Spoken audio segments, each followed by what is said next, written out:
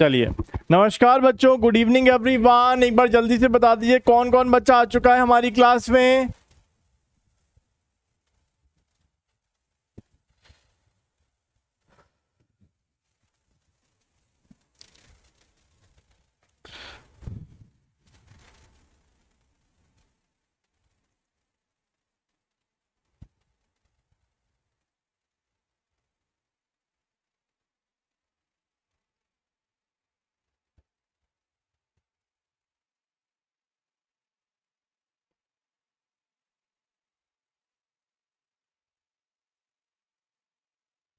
चलिए दोस्तों, तो एक बार जल्दी से बता दीजिए, क्या कल जो हम लोगों ने पढ़ा था वो आप सबको क्लियर है बच्चों बातें?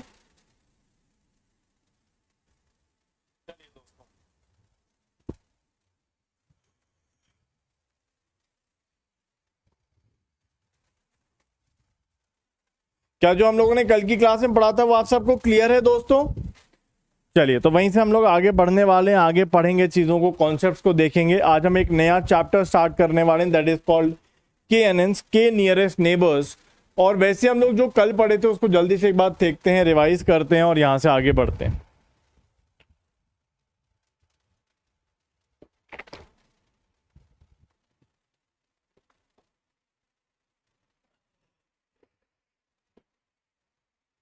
चलिए, तो जो लास्ट लेक्चर में हम लोगों ने क्या क्या पढ़ा था, लास्ट लेक्चर में एक तरह से हम लोगों ने रिकॉल एक टॉपिक था उसको पढ़ा था हम लोगों ने।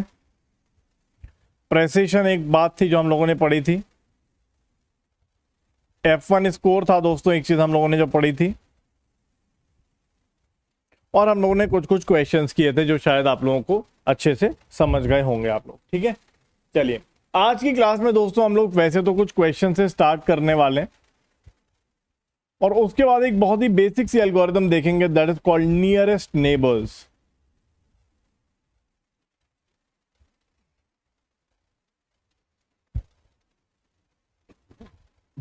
ठीक है, चलिए नियरेस्ट नेबर वो एल्गोरिथम है जिसके ऊपर इस बार क्वेश्चन भी आया था। वो क्वेश्चन भी आज हम लेके आए, तो वो भी हम लोग आज की क्लास में देखने वाले हैं।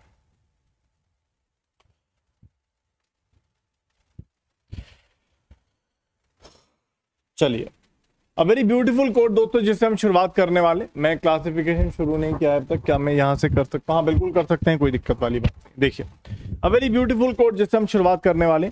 Every day is a chance to be better. अपने आप को बेहतर करने के लिए हर रोज हमें एक चांस मिलता है, या तो हम बेहतर बनते हैं या फिर अपना टाइम हम वेस्ट कर देते हैं। So it's up to you. देखिए, सबसे पहले रिकॉल और प्रेसिशन का फॉर्मूला देख लेते हैं, हम लोगों ने कल क्लास में देखा था वैसे। So recall was actually same as the true positive rate, that is true positive upon actual positive। और प्रेसिजन क्या है दोस्तों? True positive upon total predicted positive. Total predicted positive, ठीक है ना। चलिए,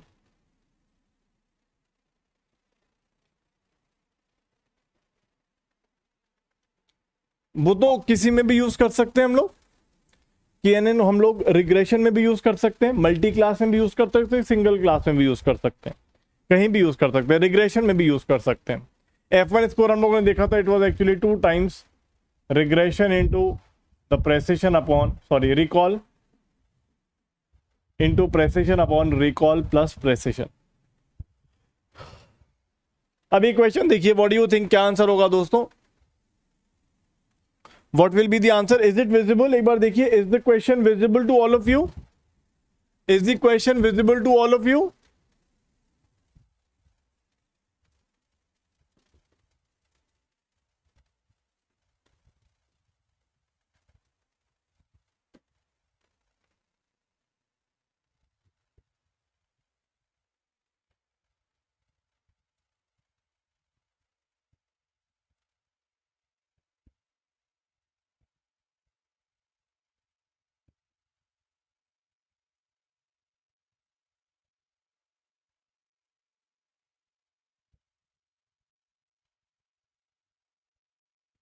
चलिए, so is the question visible to all of you? एक बार जल्दी से देखिए, क्वेश्चन विजिबल है दोस्तों? क्या लिखा है?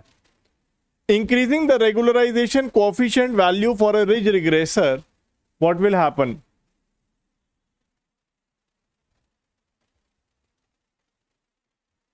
बताइए क्या आंसर होगा दोस्तों इसका? I am waiting for all of you to answer, जल्दी से बताइए क्या लग रहा है क्या आंसर होगा? Increasing the regularisation coefficient value for ridge regression, मतलब लैम्डा को अगर हम इंक्रीज करेंगे तो क्या होगा? इंक्रीज और मेंटेन द मॉडल बाइस, बाइस आपको पता है क्या होता है? डिक्रीज द मॉडल बाइस, इंक्रीज और maintain the model variance, decrease model variance. बाकी लोग भी आंसर करिए। सुदीप्ता ने कुछ आंसर किया दोस्तों, अदिति ने कुछ आंसर किया, बाकी लोग भी कर सकते हो आप लोग। तो ये चीज हम लोगों ने पहले से ही पढ़ी हुई है, इसमें कोई नई बात नहीं है। This not nothing new in this, कि अगर हम लैम्डा को इंक्रीज करते हैं तो क्या होता है?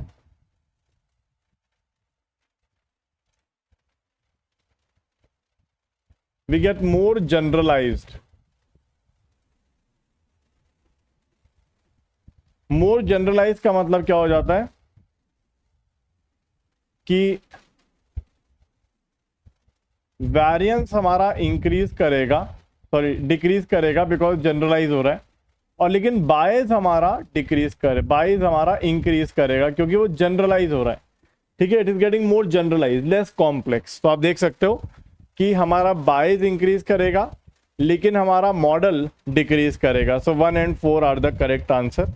ठीक, B is the correct answer. क्या सब लोग कर पाए दोस्तों? What do you think? Are you all able to do it? Great. ठीक है, सबको बी दिख रहा है, बहुत बढ़िया। नेक्स्ट, आगे बढ़ने से पहले यहां पर मैं कुछ बताना चाहता हूं आप लोगों को। हम लोगों ने दोस्तों क्रॉस वैलिडेशन एक चीज पढ़ी थी, किस किस को याद है क्रॉस वैलिडेशन? और क्रॉस वैलिडेशन कहां पढ़ा था आपको याद है दोस्तों? एनीवन? क्रॉस वैलिडेशन मैंने आपको रिग्रेशन में ही, रिज रिग्रेशन में ही पढ़ाया था, बताया था कि लैम्डा हम कैसे फाइंड कर सकते हैं। ठीक है ना, लैम्डा हम कैसे फाइंड कर सकते हैं, ये चीज हम लोगों ने देखी थी। और वहां पे हमने देखा था कि लैम्डा या हाइपर पैरामीटर को फाइंड करने के लिए हम लोग ये क्रॉस वैलिडेशन यूज करते हैं। तो क्रॉस वैलिडेशन में मैंने एक बात आपको बताई थी, अगर आपको ध्यान हो किसी बच्चे को,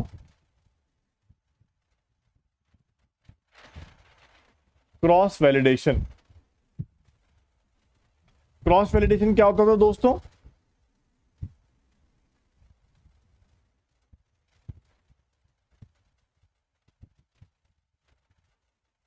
we use this method for finding the hyperparameter.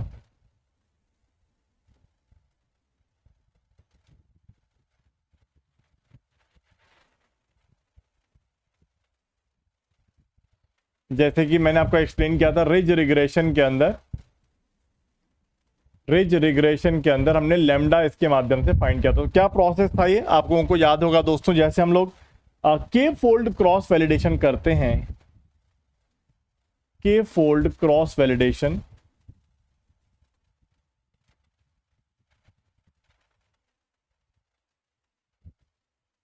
तो इसमें क्या होता था दोस्तों? हमारा जो डेटा होता था उसको हम इसमें ब्रेक करते थे। We actually break the whole data into k part, याद है ना आप लोगों को? और फिर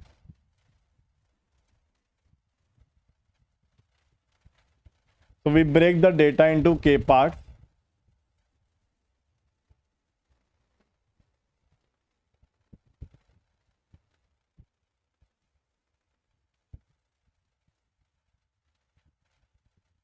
ठीक है, इसको हम के पार्ट्स में ब्रेक कर देते हैं। इसके बाद दोस्तों यहां पर क्या होता है? We break the data into k parts, इसको हम के पार्ट्स में ब्रेक कर देते हैं। इसमें हम क्या करते हैं?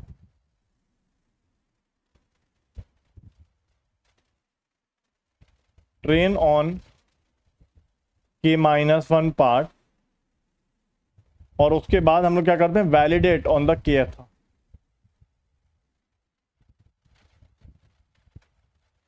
और ऐसे हम लोग कितनी बार करते हैं दोस्तों? ऐसा एक बार नहीं करते, ऐसा हर एक के साथ करते हैं। जैसे मैंने स्टार्टिंग के के पर, के -1 पर ट्रेनिंग करी, kth पर टेस्टिंग कर ली, फिर मैंने पहले वाले को टेस्टिंग के लिए रख लिया, बाकी सबको ट्रेनिंग के लिए यूज कर लिया, सेकंड वाले को टेस्टिंग के लिए रख लिया, बाकी सबको ट्रेनिंग के लिए यूज कर लिया, एंड सो ऑन। तो ऐसा ही रिपीट करते हैं।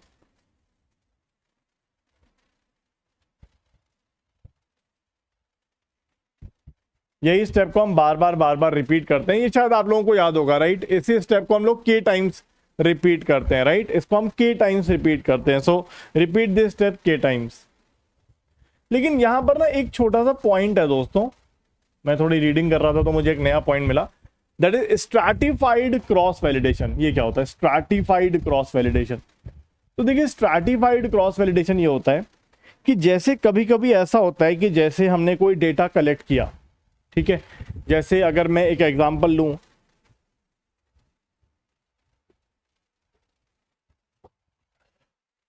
कोई डेटा है हमारे पास जिसके अंदर लेट्स से कोविड का डेटा है, तो कोविड के डेटा के अंदर लेट्स से हमने 100 लोगों का डेटा इकट्ठा किया जिसमें सिर्फ 5 कोविड पॉजिटिव हैं और बाकी 95 कोविड नेगेटिव हैं। तो अब सोचिए कि अगर मैं ऐसे रैंडमली डेटा को ब्रेक करूंगा, ऐसे जैसे मैंने रैंडमली ब्रेक किया है यहाँ पे डेटा को के पार्ट्स में, तो रैंडमली ब्रेकिंग में एक गड़बड़ ये हो सकती है कि ऐसा हो सकता है कि हमारा जो पार्ट्स बने या हमारे जो पोर्शंस बने जो हमने क्रिएट किए हैं, इनके अंदर हो सकता है कि पॉजिटिव का कोई पोर्शन ही नहीं, पॉजिटिव का डेटा किसी में ना जाए, सिर्फ एक में चला जाए। मेरी बात ध्यान से सुनिएगा, बहुत सिंपल सा बात है। मान लीजिए आपने 100 लोगों का डेटा इकट्ठा किया है जिसमें सिर्फ 5 कोविड पॉजिटिव हैं और बाकी सब कोविड नेगेटिव है। अब अगर मैं उसको लेट्स से मैं आपसे कहता हूं कि यार उसको 5 हिस्सों में ब्रेक करना है, तो ऐसा हो सकता है कि स्टार्टिंग के 4 हिस्सों में सभी के सभी कोविड नेगेटिव चले जाएं और जो मैंने 5 हमारे कोविड पॉजिटिव है वो सारे के सारे लास्ट वाले पोर्शन में चले जाएं।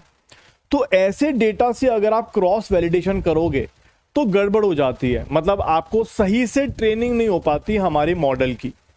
तो सिंपल सी बात है, ये बहुत लॉजिकल सी बात है जो शायद आप लोग भी समझ पा रहे होंगे। जैसे कि क्या होता था, अगर मैं आपको बात करूं कि जैसे क्या होता है कि अगर मान लीजिए ऐसा होता है ना, जैसे मान लीजिए कुछ 1 रुपए की टॉफीज है हमारे घर में, 1 रुपए की टॉफीज हैं बहुत सारी हमने रख ली, और कुछ 2 रुपए की एक्लेयर्स हैं। अब 2 रुपए की एक्लेयर्स सिर्फ हमारी लेट से 5 या 6 हैं और घर में बच्चे भी 5-6 हैं, तो मम्मी क्या करेंगी, मम्मी करेंगी, ऐसा नहीं है मम्मी ये नहीं बोलेंगे कि सारी टॉफियों को मिक्स करो और सबको इक्वली बांट दो, नहीं, मम्मी करेंगी देखो ऐसा है ऑरेंज वाली टॉफी तुम सब बांट लो और एक्लेयर्स जो है वो सबको एक एक मिलेगी। मतलब ऐसा नहीं है कि एक्लेयर्स, ऐसा नहीं होगा अगर हम रैंडमली टॉफी डिस्ट्रीब्यूट करें तो ऐसा हो सकता है कि सारी एक्लेयर्स एक ही बच्चे के पास चली जाएं। तो हमें ऐसा नहीं करना है। हम अगर जब हमारे पास 2 क्लास का डेटा है और जब एक क्लास बहुत कम है या एक क्लास का portion in the data is very less, तो हम लोग डायरेक्टली रैंडमली सैम्पलिंग नहीं कर सकते, हमें स्ट्रैटिफाइड सैम्पलिंग करनी पड़ेगी। स्ट्रैटिफाइड सैम्पलिंग का मतलब यह है कि हमें डेटा की सैम्पलिंग ऐसी करनी है कि क्लास 1 और क्लास 2 दोनों क्लासेस का डेटा सभी में पहुंच जाना चाहिए। क्या ये बात मैं समझा पा रहा हूं आप लोगों को, बताइए। So in random distribution of data, अगर हमारे पास डेटा है, हमारे पास 2 क्लास का डेटा, उसको हम रैंडमली डिस्ट्रीब्यूट कर रहे हैं। So in random distribution of data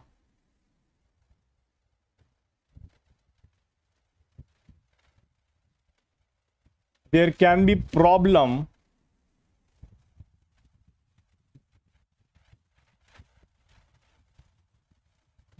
when data has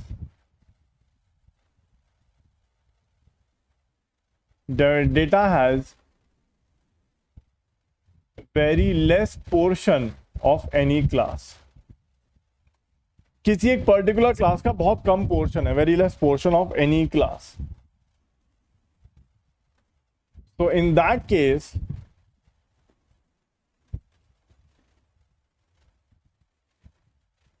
stratified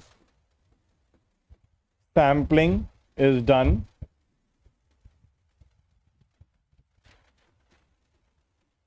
in which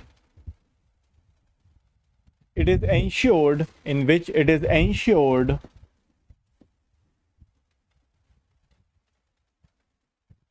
that all the folds बोल दो या all the groups, all the folds या all the groups all the folds या all the groups have ratio of have data of class 1 is to data of class 2 in the same ratio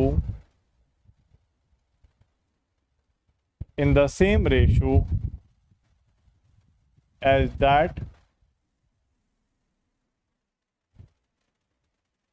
of the ratio of class 1 and class 2 points in the whole data। मैं इसको एक छोटे से example से समझाने की कोशिश करता हूं, देखिएगा। जैसे फॉर एग्जांपल मान लीजिए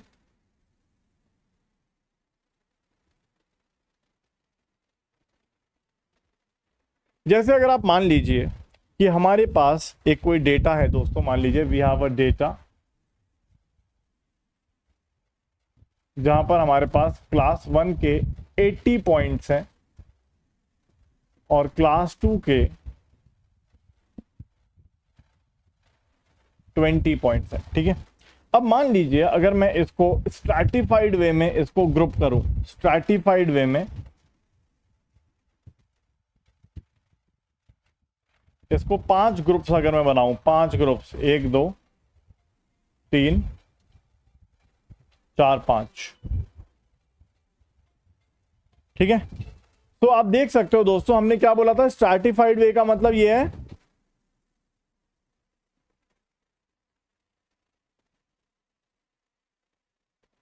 स्ट्रैटिफाइड वे का मतलब ये है कि हमें हर एक फोल्ड के अंदर जो क्लास 1 और क्लास 2 के पॉइंट्स रखने हैं, वो तो रैंडमली रखेंगे, लेकिन ऐसे रखने हैं कि क्लास 1 क्लास 2 का जो रेशियो है हर एक फोल्ड में वो ओरिजिनल डेटा के जैसा होना चाहिए।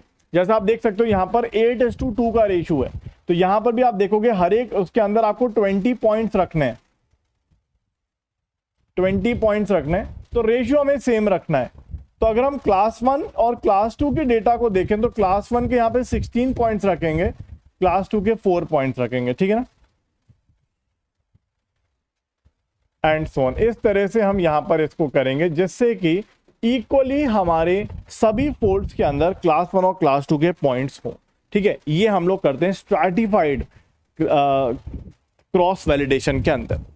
तो आप समझ पा रहे होंगे स्ट्रैटिफाइड क्रॉस वैलिडेशन वहां पर यूज किया जाता है जहां पर हमारा जो डेटा है दोस्तों वो इक्वल नहीं है, प्रोपोर्शनल नहीं है। आप देख सकते हो 80 पॉइंट्स इसके और 20 पॉइंट्स इसके, तो आप देख सकते हो 8:2 का या 1:4 का रेशियो है, जो भी है।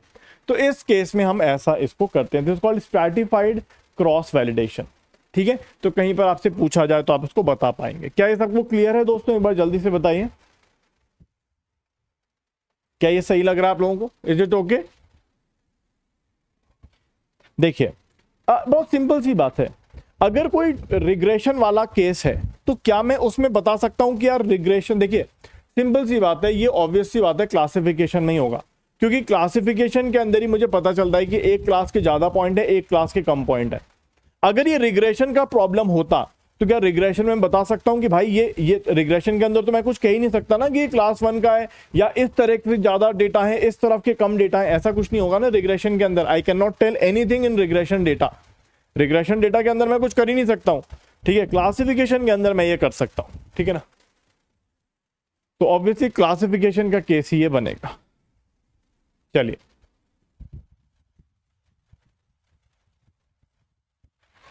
अब दोस्तों ये वाला क्वेश्चन भी एक देखिएगा, which of the following may help to reduce the overfitting demonstrated by a model. Overfitting, reduce overfitting demonstrated by a model. आप किसी मॉडल की ओवरफिटिंग को कैसे रिड्यूस कर सकते हो, सोच के देखिए। किसी मॉडल की ओवरफिटिंग को कैसे रिड्यूस किया जा सकता है? पहला है change the loss function, is it correct?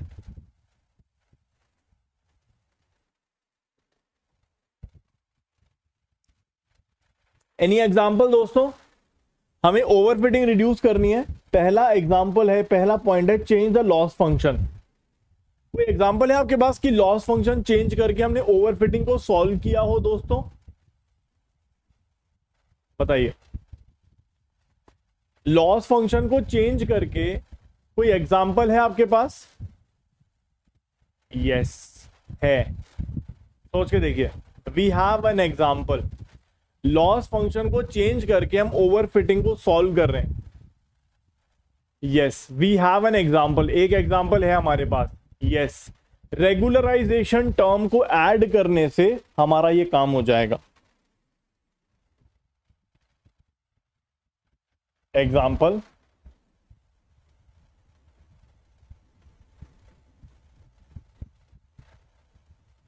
regularization term in ridge regression, regularization term in ridge regression। तो आप देखोगे यार, लीनियर रिग्रेशन ओवरफिट करने की कोशिश करता है लेकिन रिज रिग्रेशन नहीं करता, ठीक है ना? तो दिस इज करेक्ट, और दूसरे में तो कोई डाउट ही नहीं है। रिड्यूस द मॉडल कॉम्प्लेक्सिटी, ये तो डाउट ही नहीं है इसमें कोई, कि ये तो बिल्कुल ही परफेक्ट है। यस, ये तो बिल्कुल ही सही ऑप्शन है। अच्छा, डेटा अगर हम इंक्रीज करेंगे तो क्या ओवरफिटिंग कम होगी दोस्तों? What do you think? Data अगर इंक्रीज करेंगे तो क्या ओवरफिटिंग कम होगी? बताइए, डेटा अगर इंक्रीज करेंगे तो क्या ओवरफिटिंग कम होगी?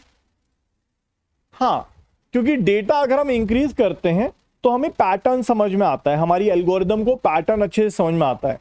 सो यस, ये भी ठीक है, बिकॉज large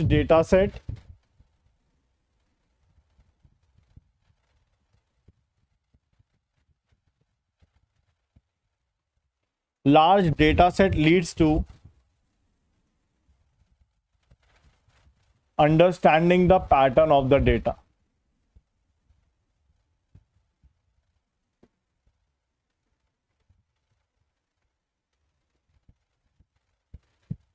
ठीक है ना, understanding data of the pattern. Now what do you think fourth वाला? अब ये देखिए, फोर्थ पॉइंट बहुत इंपॉर्टेंट है, फोर्थ वाला point, increasing the number of optimization routine steps. सोच के देखिए, अगर हम ऑप्टिमाइजेशन को इंप्रूव करेंगे तो क्या होगा? लास्ट वाला अगर हम देखें, what do you think last वाला स्टेप क्या होता है? लास्ट वाला स्टेप क्या होता है दोस्तों? Increase the number of optimization routine steps. अगर हम ऑप्टिमाइजेशन को इंक्रीज करेंगे तो व्हाट हैपन्स?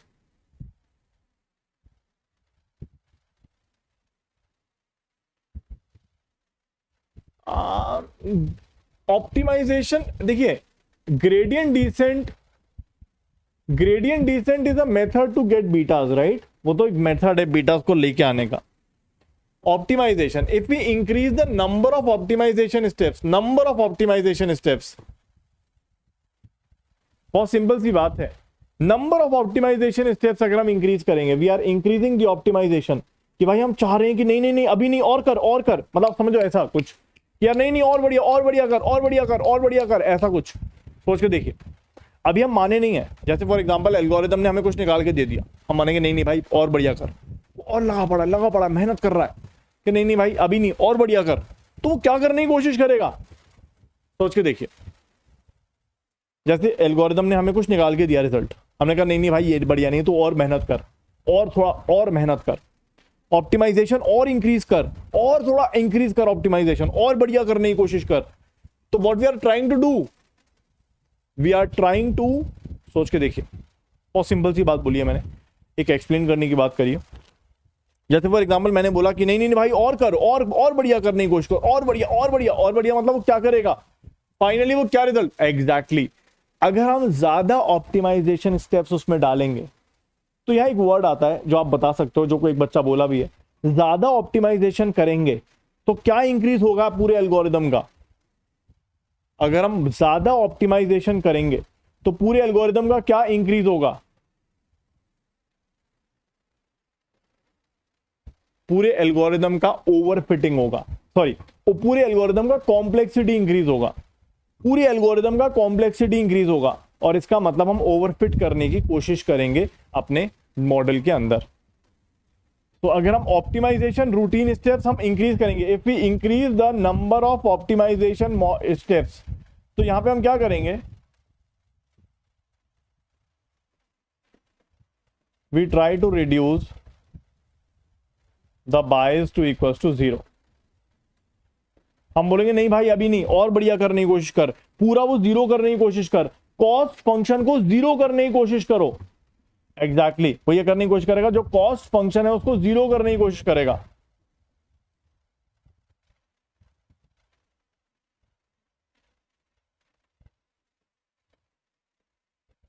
तो 22 को 0 करेगा, कॉम्प्लेक्सिटी इंक्रीज करेगा,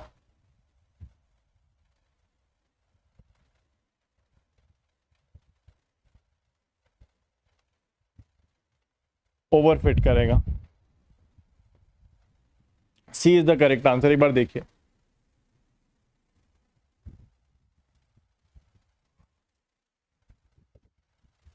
देखिए जैसे फॉर एग्जांपल ग्रेडियंट डिसेंट की बात कर लेते हैं, ग्रेडियंट डिसेंट की बात कर लेते हैं, ठीक है। जैसे आपको पता है कि ग्रेडियंट डिसेंट के अंदर वो धीरे धीरे धीरे धीरे पहुंचता है, ठीक है, एक पर्टिकुलर बीटा पर, ठीक है, जहां पर वो मिनिमा होने की कोशिश करेगा, जहां पर वो मिनिमा होने की कोशिश करेगा। सिंपल सी बात अगर हम करें तो ऐसा होता है कि ग्रेडियंट डिसेंट, जैसा कि आपको पता है कि हमें, अगर मैं लीनियर रिग्रेशन की बात करूं तो लीनियर रिग्रेशन के अंदर हमें वो जो हमारा कॉस्ट फंक्शन होता है,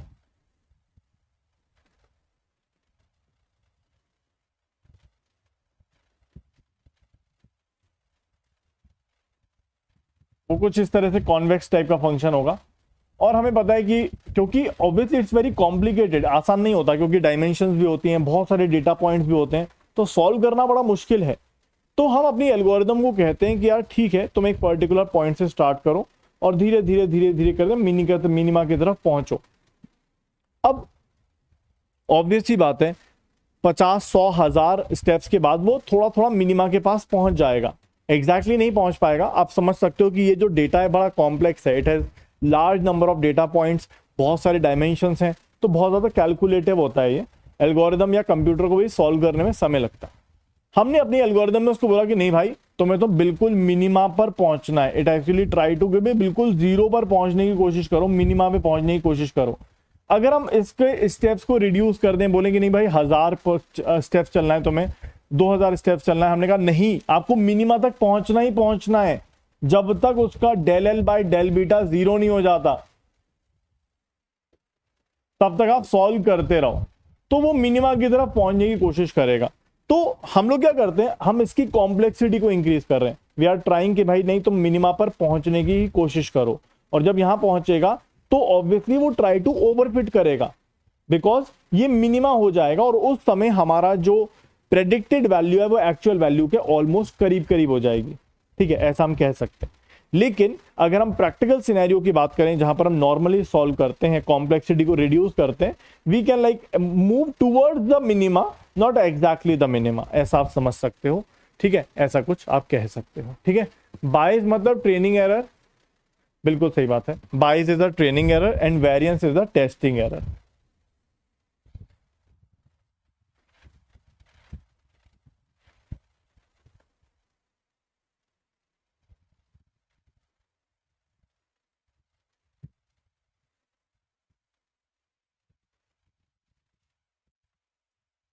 ठीक है ना, चलिए परफेक्ट, लेट्स मूव ऑन। ये वाला क्वेश्चन देखिए, बहुत ही सिंपल सा क्वेश्चन है, ये शायद पीवाई क्यू है 2 नंबर का, इस बार ही आया था।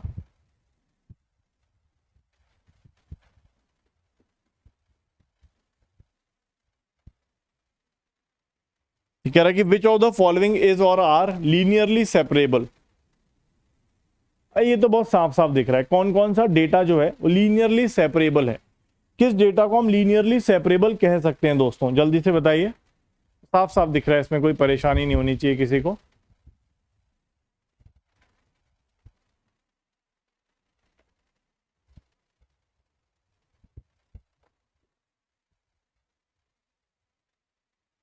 बिल्कुल साफ साफ दिख रहा है कि सर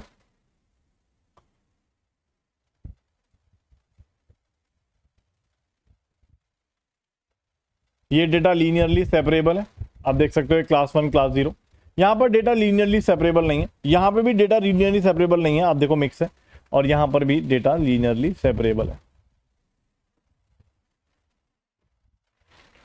ठीक है, एक बार देख लीजिए, ये तो बहुत सिंपल सा क्वेश्चन है, इसमें तो मुझे लगता है किसी को कोई परेशानी होगी ही नहीं। चलिए, now this is a very beautiful concept, ये बहुत ही अच्छा कॉन्सेप्ट है, बहुत अच्छा क्वेश्चन है। एक बार देखते हैं, पहले हम समझने की कोशिश करते हैं क्या कहना चाहता है, उसके बाद फिर आगे बढ़ेंगे।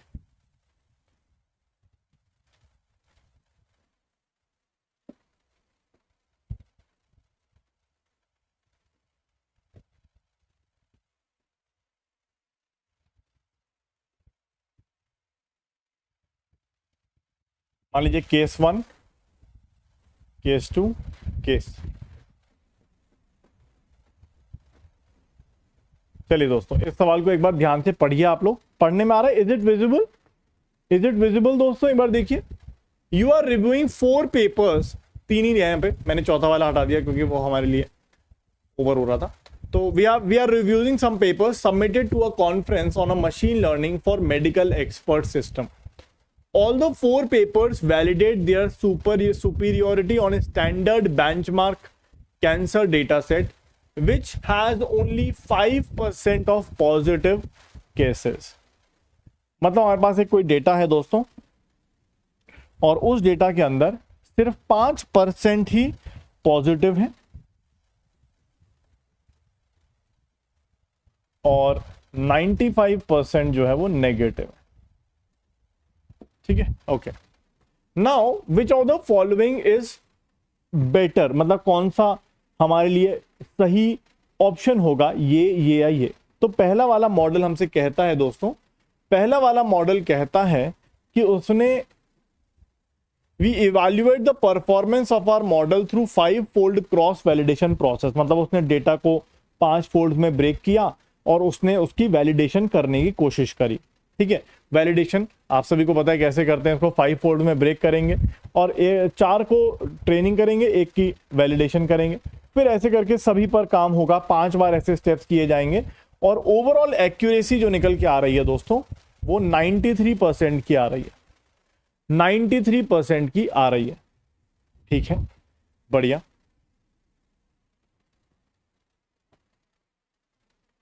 अच्छा, लास्ट वाला भी एक, मैं ये चीज आपको नहीं बताई ना, ये चीज भी बता देता हूं। देखिए दोस्तों, क्रॉस वैलिडेशन में ही एक चीज होती है दोस्तों, ये तो हमने कर लिया था, जिसको हम के फोल्ड या 5 फोल्ड क्रॉस वैलिडेशन कहते हैं। एक चीज होती है LOOCV, that is leave one out cross validation. इसके अंदर क्या करते होंगे दोस्तों हम लोग? एनीवन? बहुत ही सिंपल सी बात है वैसे तो। जैसे मान लीजिए हमारे पास कोई डेटा है, तो leave one out cross validation में क्या करते होंगे? ये हमारे पास डेटा है दोस्तों, तो इसके अंदर हम क्या करते होंगे दोस्तों? Leave one out cross validation. इसका क्या मतलब है कि इसमें आप क्या करो, सिर्फ एक डेटा पॉइंट को वैलिडेशन के लिए छोड़ दो, बाकी सबको टेस्टिंग पे यूज करो, सॉरी बाकी सबको ट्रेनिंग पे यूज करो। सिमिलरली ऐसे ही दूसरा पॉइंट, तीसरा पॉइंट, चौथा पॉइंट, 5वां पॉइंट एंड सो ऑन, ऐसे ही चलता रहेगा। सबके लिए आपको ये करना है। क्या समझ में आया? देखिए यहां पर हम क्या करते हैं, या एक सिंपल सी बात अगर हम यहां पर कहें, मान लीजिए अगर हमारे पास यहां पर n डेटा पॉइंट्स हैं, मान लीजिए अगर हमारे पास यहां पर n डेटा पॉइंट्स हैं, तो इसका मतलब हर एक फोल्ड में कितने डेटा हम रखेंगे, पहले बताइए। हर एक फोल्ड में, सिंपल सी बात है, लेट्स टॉक डायरेक्टली कि यार यहां पे अगर मैं बात करूं leave one out cross validation, मतलब आपने क्या करना है कि हमारे पास n डेटा पॉइंट्स हैं अगर, तो हम क्या करेंगे दोस्तों, एक फोल्ड के अंदर कितने डेटा रख सकते हैं? एक फोल्ड में सिर्फ एक ही डेटा पॉइंट रखेंगे, एक फोल्ड में सिर्फ एक ही डेटा पॉइंट रखेंगे, एक फोल्ड में सिर्फ एक ही डेटा पॉइंट रखेंगे। तो यहां पर हम n फोल्ड्स बनाते हैं,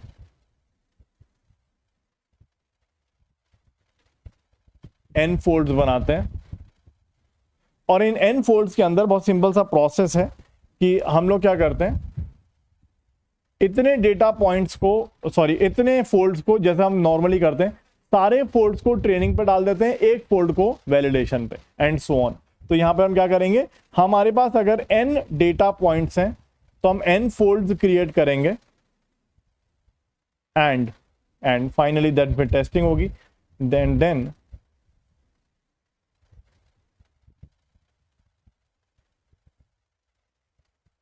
train on n-1 fold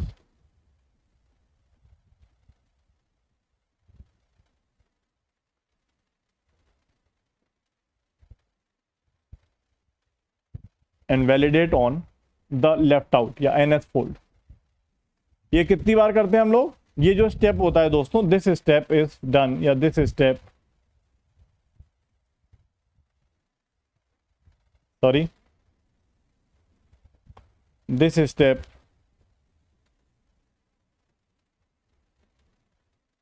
is done n times. ठीक है, इसको हम n टाइम्स करते हैं इस स्टेप को। ठीक है ना, ये सिंपल सी एक कहानी है। ठीक है ना, चलिए वैलिडेशन टेस्टिंग। नहीं देखिए क्या होता है, टेस्टिंग पे हमें जो कोई भी नया डेटा नहीं मिलता, मतलब कोई नया कुछ अनसीन डेटा होता है हमारे पास टेस्टिंग के लिए। वैलिडेशन हम उसी पे चेक करने की कोशिश करते हैं कि यार वो ठीक काम कर रहा है कि नहीं।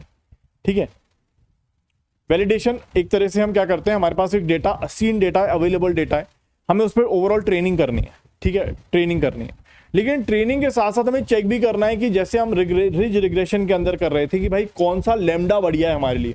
अब वो कैसे टेस्ट करें? टेस्टिंग डेटा तो अवेलेबल नहीं है, वो तो बाद में देखा जाएगा, इट्स अनसीन, अवेलेबल नहीं है हमारे पास। तो हम लोग क्या करते हैं, जो भी हमारे पास अवेलेबल रहता है उसी को हम लोग क्या करते हैं, जैसे हमने यहां पर कि हमने फोल्ड्स में ब्रेक कर लिया, तो k-1 फोल्ड्स को हम ट्रेनिंग का यूज करते हैं और लास्ट वाले पे वैलिडेशन कर लेते हैं, देख लेते हैं कि कौन सा लैम्डा हमारे लिए बढ़िया बन रहा है। ऐसे ही हम सभी पे जितने भी हमारे पास फोल्ड्स हैं उन सब पे करते हैं। ठीक है, चलिए ये बात तो हमने शायद पहले भी करी थी कि वैलिडेशन और टेस्टिंग में क्या अंतर होता है। ओके, तो ये वही है दोस्तों, the accuracy on the single left out test set, the accuracy on the single left out, ये वही है एक तरह से, single left out validation set of our model is 95%, which is highest among all the different approaches। और दूसरा क्या है दोस्तों, we computed the average area of the ROC curve through 5-fold cross validation and rounded to be 0.75, the highest among all the approaches।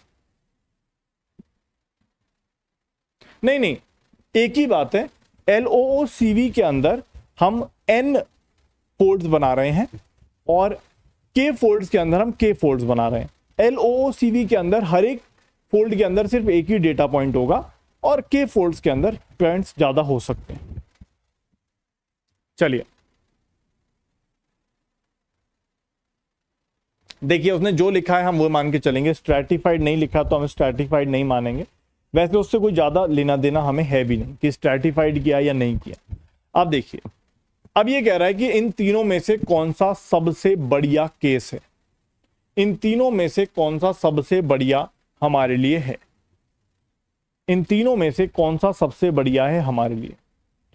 तो देखिए, सबसे पहला वाला नॉर्मल सी बात है, पहला और तीसरा क्रॉस वैलिडेशन कर रहे हैं और उन्होंने वैलिडेशन पे अपनी एक्यूरेसी निकाली और पहले वाले की एक्यूरेसी कितनी आ रही है, 93% और तीसरे वाले की 95% आ रही है। ठीक है, और दूसरे वाले केस में वो भी क्रॉस वैलिडेशन ही कर रहा है, लेकिन उसने यहाँ एक्यूरेसी की बात नहीं करी है, उसने यहाँ पे area of the ROC curve की बात करी है, दैट इज 0.75। पहला वाला एक्यूरेसी की बात कर रहा है, तीसरा भी एक्यूरेसी, और दूसरा वाला कह रहा है कि किया तो क्रॉस वैलिडेशन ही है, लेकिन क्रॉस वैलिडेशन के अंदर उसका जो आरओसी कर्व का एरिया आ रहा है, जिसको हम एयूसी बोलते हैं, वो 0.75 आ रहा है। ओके, तो आपको क्या लगता है कि कौन सा बेटर होगा? सोच के देखिए, कौन सा बेटर होगा, which one is good for us? Any guesses? Sudipta कहें सेकंड वाला बढ़िया है हमारे लिए, बाकी लोग दोस्तों थर्ड में भी ओके, उसकी एक्यूरेसी ज्यादा है। Okay good, third. देखिए, अगर हम देखें तो अगर मैं डेटा को देखूं तो बिना किसी मेहनत के मैं कितनी एक्यूरेसी हासिल कर सकता हूं, ये बता दो। अगर मैं डेटा को देखूं तो बिना किसी मेहनत के मैं कितनी एक्यूरेसी हासिल कर सकता हूं? एनीवन इन द क्लास सोच के देखिए। अगर मैं डेटा को देखूं तो मैं कितनी एक्यूरेसी बिना किसी मेहनत के हासिल कर सकता हूं। तो ये बात तो सिंपल सी बात है कि सर मैं ऑलवेज नो बोल दूं तो मेरी एक्यूरेसी 95% हो जाएगी। इससे बढ़िया काम क्या है भाई, अगर मैं ऑलवेज नो बोल दूं बिना मेहनत के, बिना डेटा को देखे मैंने नो बोल दिया, खत्म, मेरी 95% एक्यूरेसी है। तो इसका मतलब 95% एक्यूरेसी तो मैं वैसे ही लेके आ सकता हूं बिना किसी मेहनत के। अब सोच के देखिए, पहला वाला जो कह रहा है, पहला वाला 93% एक्यूरेसी लेके आ रहा है, मतलब वो तो नो वाले से भी खराब है। कि वो खुद कहता है भाई हर एक को नो बोल दूं, ये भाई उससे भी खराब है, ये तो उससे भी खराब है। बिना किसी मेहनत के मैं 95% एक्यूरेसी ला सकता हूं, ये तो उससे भी खराब है।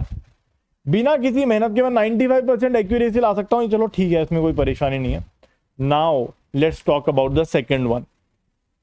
पहला वाला तो वैसे ही बेकार हो गया, मैं बिना मेहनत के 95% एक्यूरेसी ला सकता हूं, ये तो 93 ला रहा है, तो बेकार हो गया। तीसरा वाला हम बिना मेहनत के 93 95 ला रहे हैं, ये मॉडल बना के 95 ला रहा है, ठीक है। सेकंड वाले को अगर हम देखें तो सेकंड वाले के अंदर ये कह रहा है कि हमने क्रॉस वैलिडेशन किया। पहले तो मैं आप लोगों को एक बात क्लियर करना चाहता हूं कि इसने काम कैसे किया होगा, क्योंकि मुझे ये यकीन है कि शायद अभी आप लोगों को यही क्लियर नहीं है कि इसने एक्यूरेसी कैसे निकाली होगी, ठीक है। चलिए, तो मैं जल्दी से आप लोगों को तीनों केसेस के बारे में थोड़ा थोड़ा बता देता हूं। ग्रेट, देखिए तीनों केसेस के बारे में थोड़ा थोड़ा क्लियर कर देता हूं, तो जस्ट एक मिनट दीजिएगा।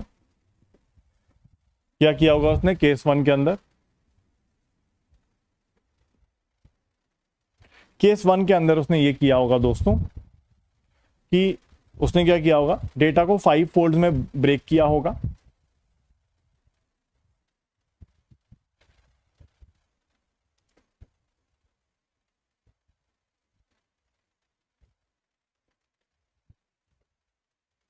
ठीक है, और आपने क्या किया होगा भाई, 4 पे ट्रेनिंग और 1 पे टेस्टिंग या वैलिडेशन, जो भी है,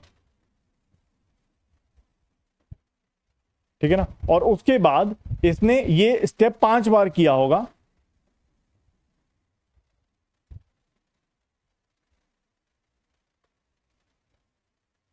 five times the same steps, ठीक है। और उसने क्या किया होगा, हर एक वैलिडेशन के केस में एक्यूरेसी निकाली होगी।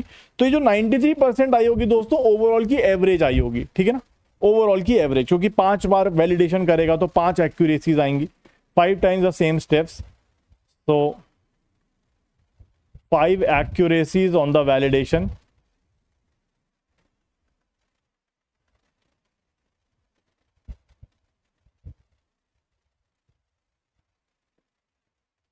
और उसने उसका एवरेज निकाल लिया होगा।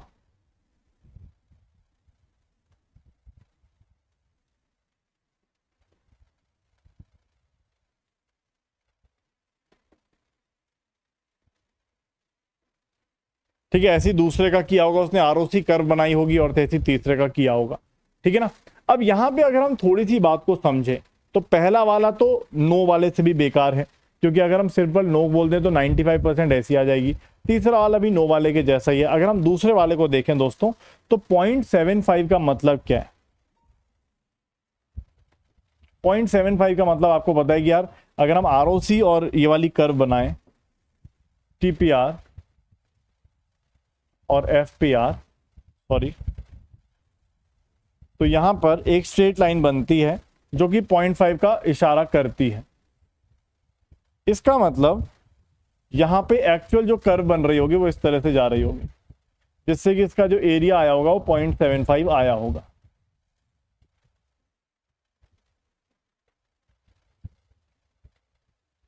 इसका मतलब यहां पर सिंपल सी बात है, यहां पर जो भी हमने बेस्ट थ्रेशोल्ड लिया होगा, जो भी थ्रेशोल्ड उसने लिया होगा, ऑब्वियसली ऊपर ही रहा है, या फिर टीपीआर जो है वो एफपीआर से बड़ा है। सिंपल सी बात यह है कि 0.75 एरिया आ रहा है, इसका मतलब टीपीआर एफपीआर से बड़ा है, TPR is greater than FPR.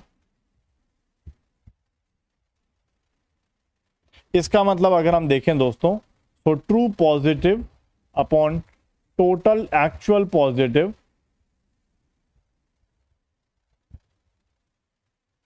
is greater than false positive upon total actual negative। तो यहाँ पे अगर हम देखें तो हमें दिख रहा है कि ये वाली जो एल्गोरिदम है, ये कुछ ना कुछ तो पॉजिटिव आंसर कर ही रही है। इट इज आंसरिंग कुछ ना कुछ, मतलब जैसे हमारे जो पॉजिटिव क्लास है जो कि बहुत कम है, सिर्फ 5% पॉजिटिव है, बाकी सब नेगेटिव है। तो आप यहाँ पर देख सकते हो कि कुछ ना कुछ पॉजिटिव क्लास को ये फेवर कर रहा है। इसका मतलब ये पॉजिटिव क्लास की आइडेंटिफिकेशन में इन दोनों से बेहतर होगा, ठीक है। इसीलिए ये वाली एल्गोरिदम इन तीनों केस में सबसे बेस्ट होगी। पहली वाली तो बिल्कुल बेकार एल्गोरिदम है, डायरेक्टली नो वाली से भी बेकार है। तीसरी वाली सभी को नो कर रही है, एक तरह से हम ये कह सकते हैं, क्योंकि यहां पर 95% एक्यूरेसी आ रही है और यहां पर 0.75 आरओसी कर्व का एरिया, मतलब टीपीआर जो है एफपीआर से बड़ा है। तो वी कैन से कि यहां पर हमारा जो एल्गोरिदम है वो पॉजिटिव क्लास को पहचानने में ज्यादा सक्षम है with respect to the other two algorithms, ठीक है ना। चलिए आप लास्ट क्लास करिएगा रिक भैया, आपको पता चल जाएगा, ठीक है, आरओसी और एयूसी क्या होता है। तो आप कह सकते हो कि second algorithm is the best algorithm.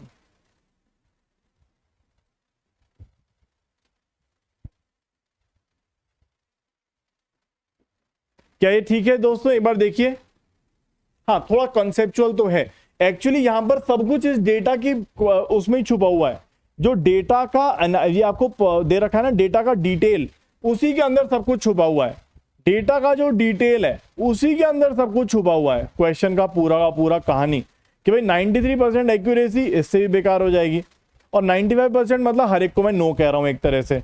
और इसीलिए ये जो सेकंड एल्गोरिदम है वो हमें पॉजिटिव क्लास को पहचानने में ज्यादा हेल्प कर रही है। It is better than the other two algorithms. क्या ये ठीक है दोस्तों? चले आगे।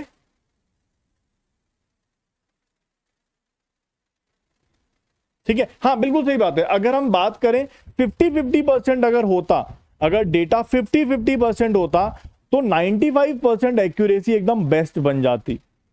अगर इसी क्वेश्चन के अंदर इसको मैं अगर कॉपी करूं और इसको एक नया क्वेश्चन बना दूं, यहां पर अगर मैं इस चीज को काट कर 5% की जगह 50% कर देता तो फिर बेस्ट हो जाता अपना केस, कोई परेशानी वाली बात ही नहीं होती इसके अंदर।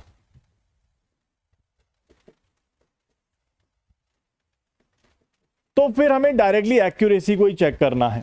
यहां पर हम डायरेक्टली कह सकते हैं कि भाई ये वाली एल्गोरिदम बहुत बढ़िया है, इसके अंदर हमें 95% की एक्यूरेसी मिल रही है।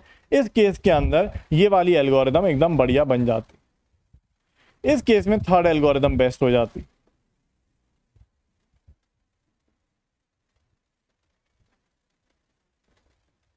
गिविंग 95% एक्यूरेसी, ठीक है ना। एक बार देख लीजिए, ये इसमें सबसे इंपॉर्टेंट कहानी जो थी वो डेटा की थी। 5% positive, 95% negative. According to that हमें सर्च करना था कि ये बेकार है, ये नो के जैसा काम कर रहा है, और ये वाली एल्गोरिदम क्योंकि इसका टीपीआर एफपीआर से बड़ा है, मतलब ये पॉजिटिव को सर्च करने में सक्षम है with respect to the other two algorithms. चलिए, तो now let's move on to अपनी आज के इस चैप्टर पे आते हैं, that is the KNNs, that is the nearest neighbor algorithm.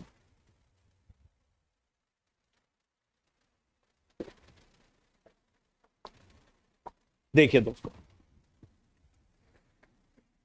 अभी तक की जितनी भी हमने एल्गोरिदम्स पढ़ी हैं उनके अंदर एक चीज सबसे कॉमन थी कि पहले हम ट्रेनिंग करते थे, उसके बाद टेस्टिंग हम लोग करते थे, ठीक है। तो जितनी भी एल्गोरिदम थी दोस्तों, the general flow of the supervise learning algorithm जो हमने पढ़ी है, जैसे कि लीनियर रिग्रेशन,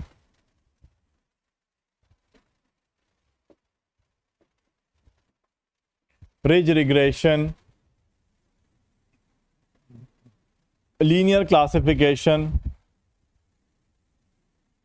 लॉजिस्टिक रिग्रेशन, तो ये सारी की सारी जितनी भी एल्गोरिदम थी दोस्तों, इनके अंदर सबसे कॉमन ये था कि step number 1 is training from the data, और ट्रेनिंग के बाद हमें एक पैरामीटर्स मिल जाते हैं। ट्रेनिंग के बाद वी गेट पैरामीटर्स,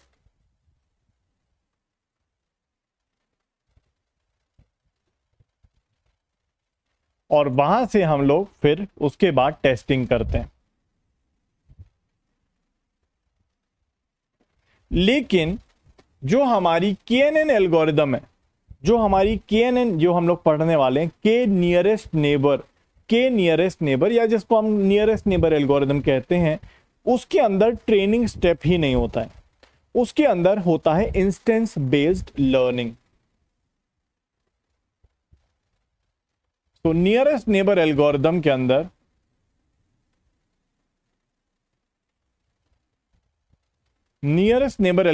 अंदर नो ट्रेनिंग ही नहीं होती है।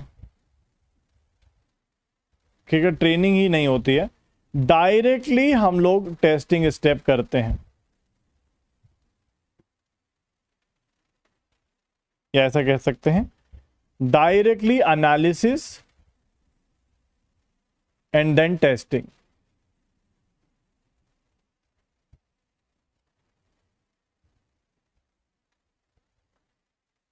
ठीक है, एक एग्जाम्पल के माध्यम से हम लोग ये करते हैं। ठीक है ना, चलिए। तो यहां पे अगर हम बात करें दोस्तों, हाँ वो लेजी लर्नर वाला आगे लिखा हुआ है, बट ठीक है।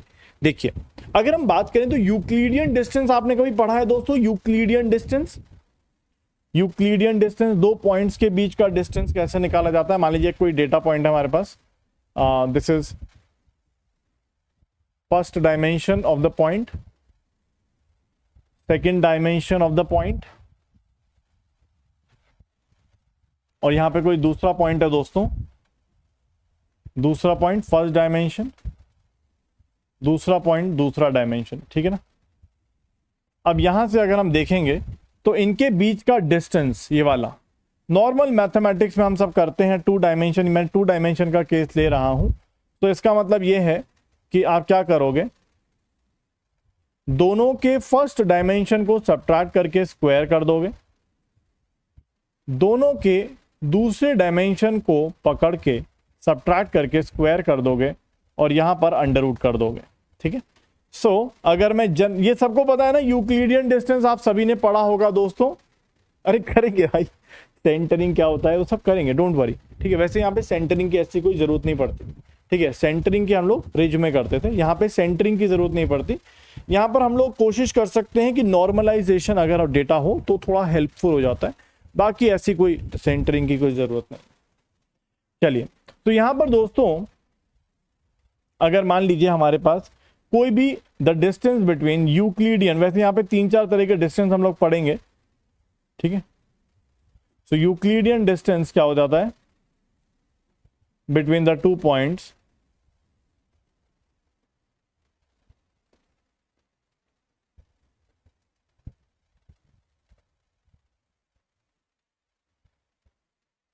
तो आप करोगे कुछ नहीं है सर, xi के माइनस XI के होल स्क्वायर का समेशन कर दीजिए, k इज इक्वल टू 1 से लेके जितने भी डायमेंशन है हमारे पास d, ये कर दीजिए। क्या है सबको क्लियर है कि नहीं? एक बार जल्दी से देखिए, शॉर्टेस्ट डिस्टेंस जो भी है एक बार देखिए, is it okay? Euclidean distance हम सबको आता है। तो यहां पर दोस्तों बहुत ही बेसिक सी एल्गोरिदम है, यहां पर बड़ी बेसिक सी एल्गोरिदम है कि एग्जाम्पल के माध्यम से हम करेंगे, बट पहले मैं आपको बेसिक एल्गोरिदम बता देता हूं।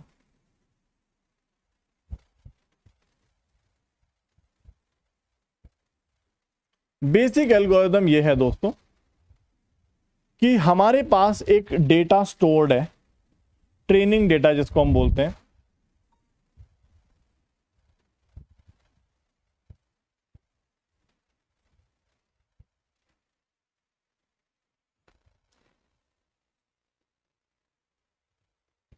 We have the training data जिसके अंदर बहुत सारे पॉइंट्स होंगे, जैसे हमारे पास फर्स्ट पहला पॉइंट हो सकता है, दूसरा पॉइंट हो सकता है, तीसरा point and so on, we have n points.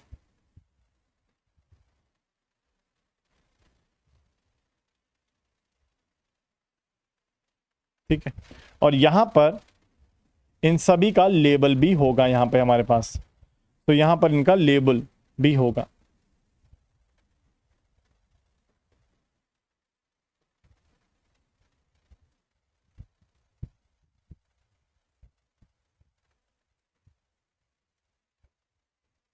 ठीक है, द आउटपुट लेबल। ठीक है, अब देखिए करना कुछ नहीं है, when ever any new data point comes, या टेस्टिंग के लिए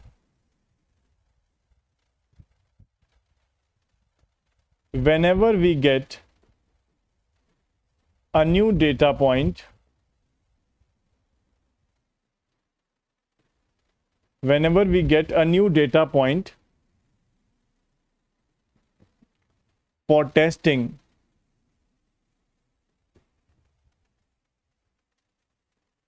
that is to find the y label for the new data point,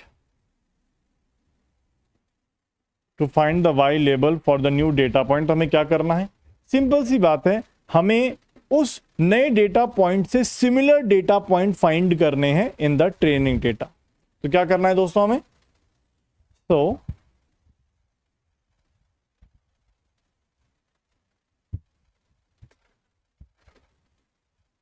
we have to find the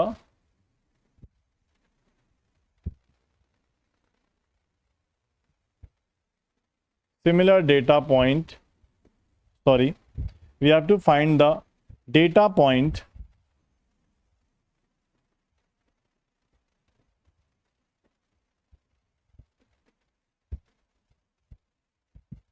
similar to the test point in the training data। ठीक है, हम क्या करेंगे दोस्तों, training data के अंदर हम अपने टेस्ट डेटा पॉइंट से सिमिलर पॉइंट सर्च करेंगे। अब सिमिलर कैसा कोई होता है, जैसे फॉर एग्जांपल अगर मैं बात करूं तो बहुत सिंपल सी बात है, जैसे अगर हम बात करें तो जैसे एक सिंपल सी बात कर रहा हूं, इसमें कोई वैसी बात नहीं है। जैसे अगर हम बात करें दोस्तों, तो जो हमारे भारत देश के लोग हैं वो सब जगह अलग अलग प्रकार के हैं। जैसे अगर हम पंजाब में जाएंगे तो वहां पे थोड़े अलग प्रकार के लोग दिखेंगे, उनकी बिल्ड अलग होगी, उनका बोलने का लहजा अलग होगा, उनकी लुक्स अलग होंगी, ठीक है। वैसे ही अगर हम हरियाणा में आएंगे थोड़ी लुक्स अलग आएंगी, थोड़े लोग चेंज हो जाएंगे।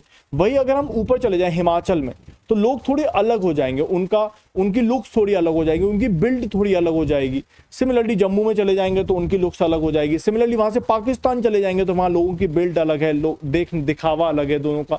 ऐसे ही चाइना में चले जाएंगे तो लोगों का देखने का नजरिया या उनकी जो बिल्ड है वो अलग हो जाएगी।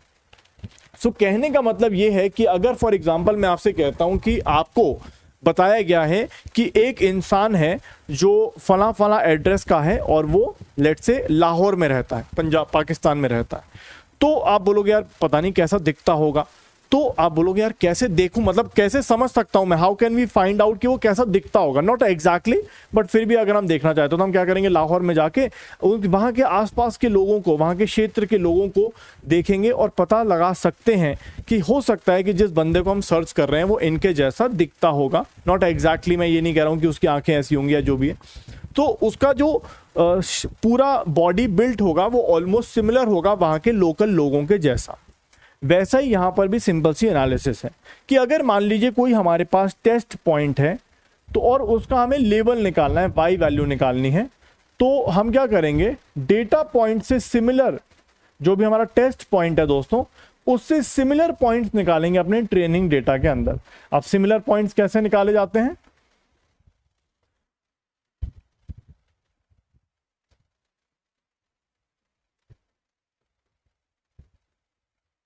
To find the similar points हम क्या करेंगे दोस्तों, to find the similar points हम क्या करेंगे,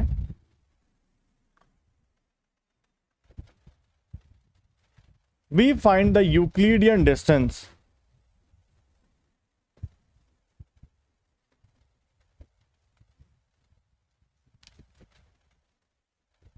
of the test point from all the training points. जितने भी ट्रेनिंग पॉइंट्स है ना, उनसे हम अपने टेस्ट पॉइंट का डिस्टेंस निकालेंगे, यूक्लिडियन डिस्टेंस, ठीक है। सो जो भी पॉइंट सबसे करीब होंगे, so the k points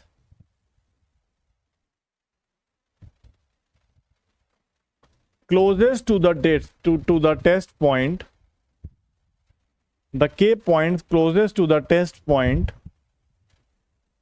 are the similar points, या are called the similar points, या are called the similar points.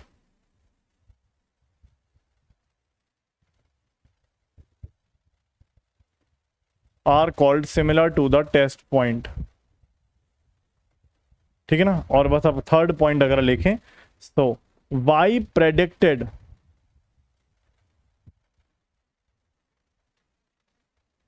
For the test point is equal to, बहुत सिंपल सी बात है, इसमें दो केस बनते हैं दोस्तों। अगर रिग्रेशन की बात कर रहे हैं, रिग्रेशन का केस है दोस्तों, तो y predicted is equals to average of y of the k points, क्योंकि जितने भी k पॉइंट्स हैं जो ट्रेनिंग डेटा के अंदर, उनका y तो मुझे पता ही है ना। तो y predicted for the test के अंदर क्या हो जाएगा, that is simply average of y of the k points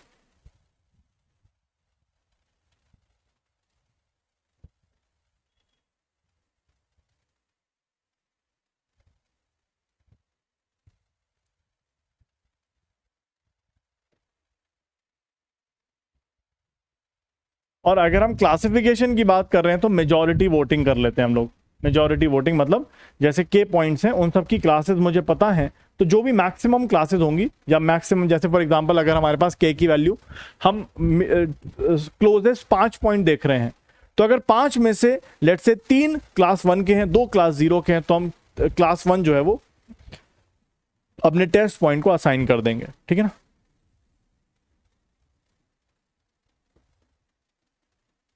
अगर क्लासिफिकेशन है दोस्तों, तो क्लासिफिकेशन के केस में हमारा जो y प्रेडिक्टेड हो जाएगा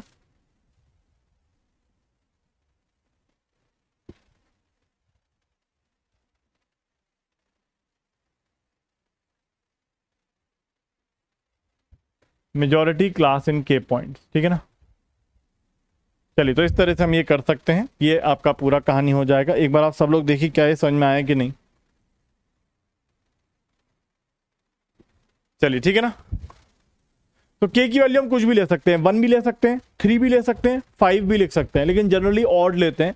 आई होप तो आपको समझ में आ रहा है ऑड क्यों लेते हैं, क्योंकि क्लासिफिकेशन में दिक्कत नहीं होती। जैसे फॉर एग्जांपल अगर मैं k की वैल्यू 4 ले लूं, मैं 4 क्लोजेस्ट पॉइंट्स को देख रहा हूं, अब 4 में से 2 क्लास 1 है और 2 क्लास 0 हो गए, तो अब मेरे पास तो दुविधा हो जाएगी, मैं इसको क्या दूं, इसको क्या साइन करूं अपने टेस्ट पॉइंट को। तो इसलिए k की वैल्यू ऑड ली जाती है, 1 भी, 3 भी, 5 भी, 7 भी एंड सो ऑन।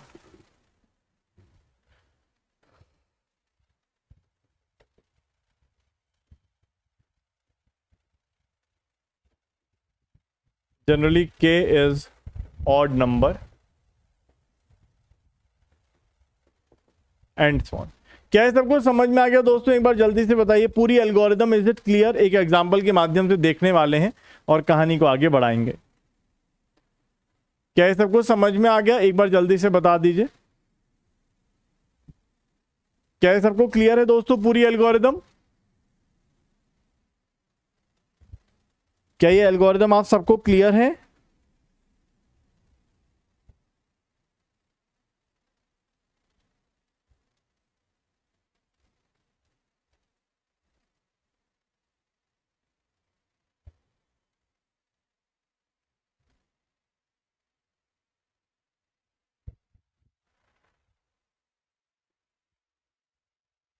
ठीक है ना। चलिए, अब ये सोच के देखिए कौन डिसाइड करता होगा कि विच वन इज बेटर, 1, 3, 5, 7। सो के इज अ हाइपर पैरामीटर जो क्रॉस वैलिडेशन से डिसाइड किया जाता है कि हमारे डेटा के हिसाब से 1 बढ़िया है, 3 बढ़िया है, 5 बढ़िया है या 7 बढ़िया। विल टॉक अबाउट इट, ये तो अभी खत्म नहीं हुआ है, ठीक है, अभी हम लोग स्टार्ट कर रहे हैं, ठीक है ना। चलिए, so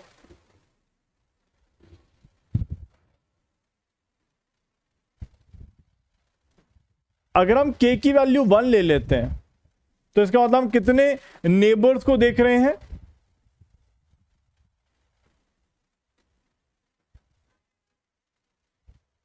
we take only 1 neighbour, और इस एल्गोरिदम को हम लोग बोलते हैं नियरेस्ट नेबर एल्गोरिदम।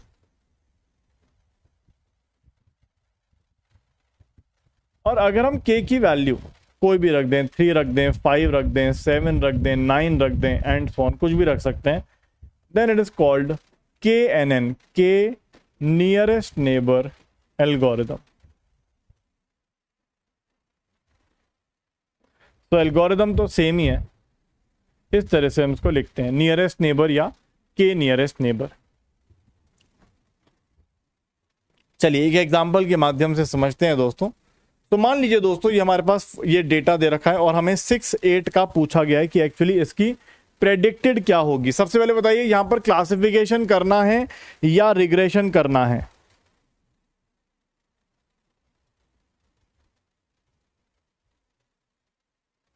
यहां पर क्लासिफिकेशन वाला डेटा है या रिग्रेशन वाला डेटा है दोस्तों?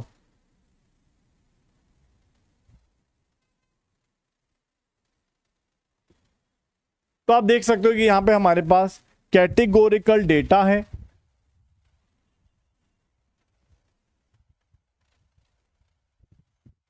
ठीक है। चलिए तो लेट्स से हम दोनों चीजें कर लेते हैं, let's take the both the things.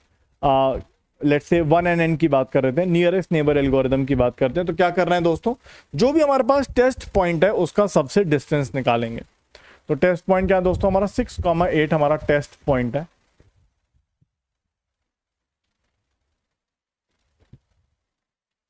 सबसे पहले वाले से डिस्टेंस निकालेंगे 4 और 3, तो आप डिस्टेंस निकालोगे कितना आएगा, √6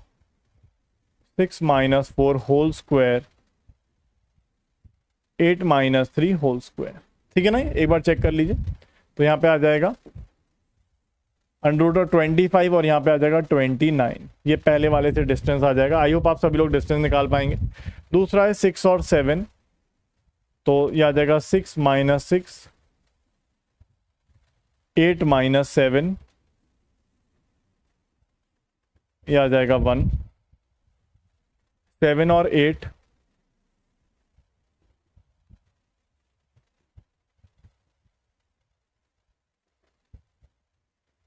6 - 7, ये भी 1 है। 5 and 5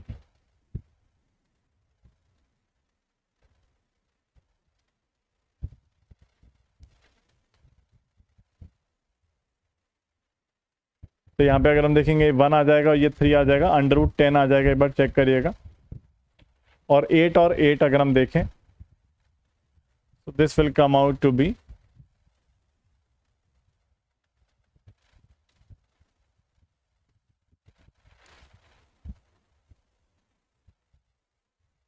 ये आ जाएगा √4। चेक करिए क्या ये सही है?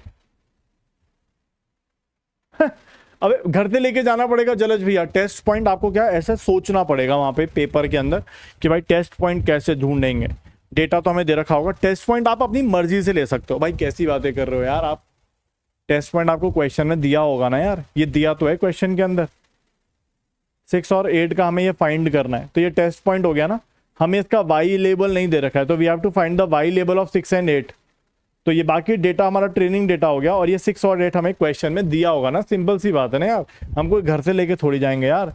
चलिए अब यहां पर दोस्तों अगर मैं आपसे कहता हूं कि हम 1 नियरेस्ट नेबर या let's say 3 nearest neighbour algorithm लगा रहे हैं, तो 3 नियरेस्ट नेबर में कौन कौन से पॉइंट्स आ जाएंगे? सो 3 नियरेस्ट नेबर के अंदर आप बोलोगे सर एक तो ये वाला पॉइंट आ जाएगा,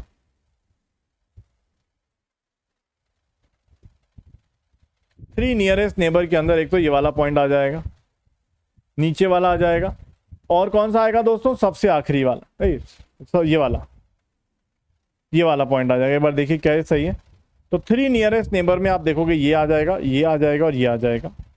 सो इन तीनों का कैटेगरी पास ही है, तो हमें मेजॉरिटी करने की जरूरत ही नहीं है। वैसे भी हम देख सकते हैं कि जो वाई प्रेडिक्टेड हो जाएगा वो आ जाएगा मेजॉरिटी ऑफ द क्लास या मैक्सिमम ऑफ द क्लास। तो आप बोलोगे यार ये तो तीनों पास ही हो रहे हैं ना, पास पास और पास, तो ऑब्वियसली ये पास ही आ जाएगा। तो वाई पी जो प्रेडिक्टेड वैल्यू हो जाएगी हमारी, प्रेडिक्टेड वाई हो जाएगी, वो पास हो जाएगी। क्या ये क्लियर है? ग्रेट। ऐसी अगर हम 1 नियरेस्ट नेबर की बात करते तो क्या होता है इस केस में, 1 nearest neighbour one nearest neighbour के केस में आप इन दोनों में से कोई भी एक चूज कर सकते हो, इट्स अप टू यू, कोई भी एक। तो या तो आप इसको चूज करोगे या फिर आप इसको चूज करोगे, क्योंकि दोनों का डिस्टेंस 1 है फ्रॉम द टेस्ट पॉइंट। तो आप देख सकते हो दोनों में से किसी भी एक को चूज करो, आपका पास ही बनना है, तो कोई इसमें परेशानी नहीं है। सो एनी पॉइंट आपका पास ही आएगा YP। How many of you are able to select कैसे किए? देखिए, नियरेस्ट नेबर की बात करनी है, nearest neighbour. So nearest neighbour मतलब जो भी डेटा पॉइंट हमारे टेस्ट के सबसे करीब होंगे वो हम सेलेक्ट करेंगे, ठीक है। तो जो भी डेटा पॉइंट हमारे टेस्ट के सबसे करीब होंगे, जिनका यूक्लिडियन डिस्टेंस टेस्ट से कम होगा। सबसे बताइए, क्या यूक्लिडियन डिस्टेंस निकाल पा रहे हो कि नहीं? जल्दी से बताइए, यूक्लिडियन डिस्टेंस सब लोग निकाल पा रहे हो कि नहीं? एक बार जल्दी से बताइए।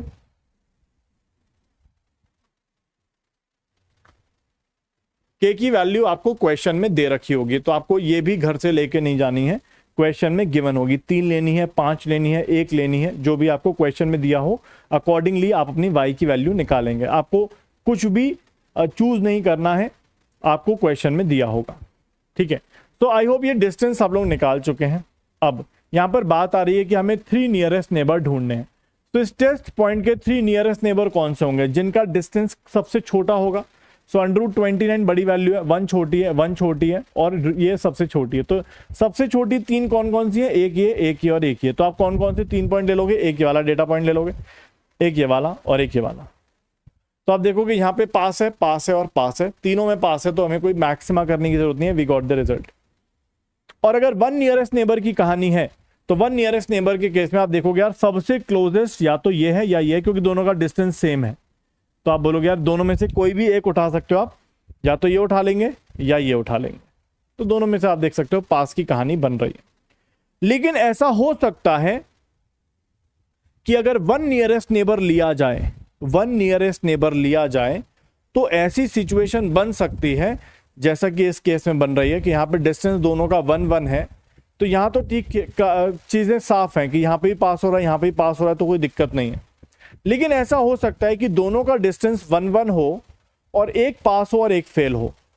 तो अब ऐसी सिचुएशन में कंफ्यूजन हो जाता है, मतलब जो हमारी एल्गोरिदम है वो कंफ्यूज हो जाएगी, हमारी एल्गोरिदम फेल हो जाएगी एक तरह से, क्योंकि हम वन नियरेस्ट नेबर ढूंढ रहे हैं। तो वन नियरेस्ट नेबर मतलब कोई भी एक चूज कर सकता है। अगर मैं ये चूज करूंगा जो कि नियरेस्ट डिस्टेंस 1 है, ये चूज करूंगा तो आंसर पास है।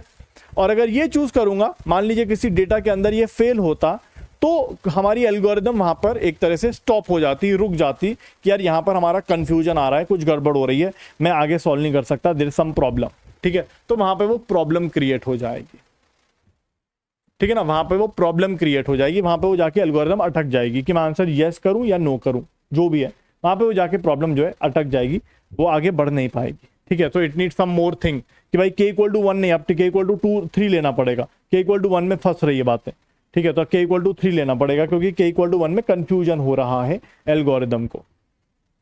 Is it okay? क्या ये पूरी एल्गोरिदम सबको समझ में आई? 3NN का क्या मतलब है, 1NN का क्या मतलब है, यूक्लिडियन डिस्टेंस का क्या मतलब है?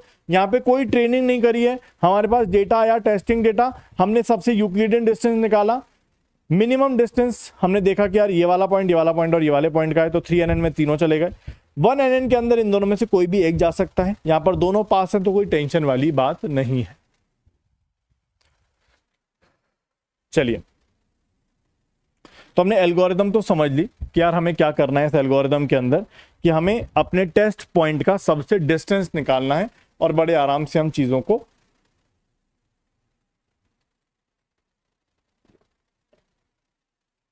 कर सकते हैं, कोई इसमें परेशानी नहीं है, ठीक है। चलिए, तो ये सब डन है, इसमें कोई परेशानी नहीं है।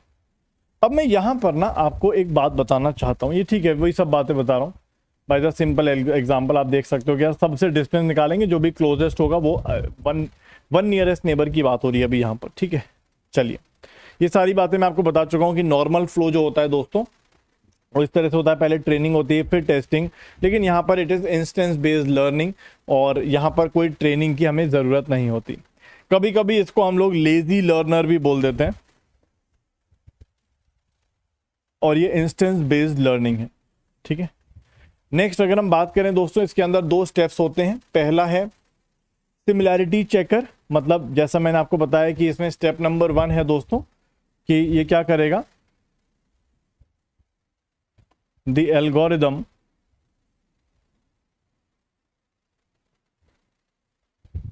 फाइंड द डिस्टेंस, ये बात हम लिख चुके हैं वैसे, distance of the test point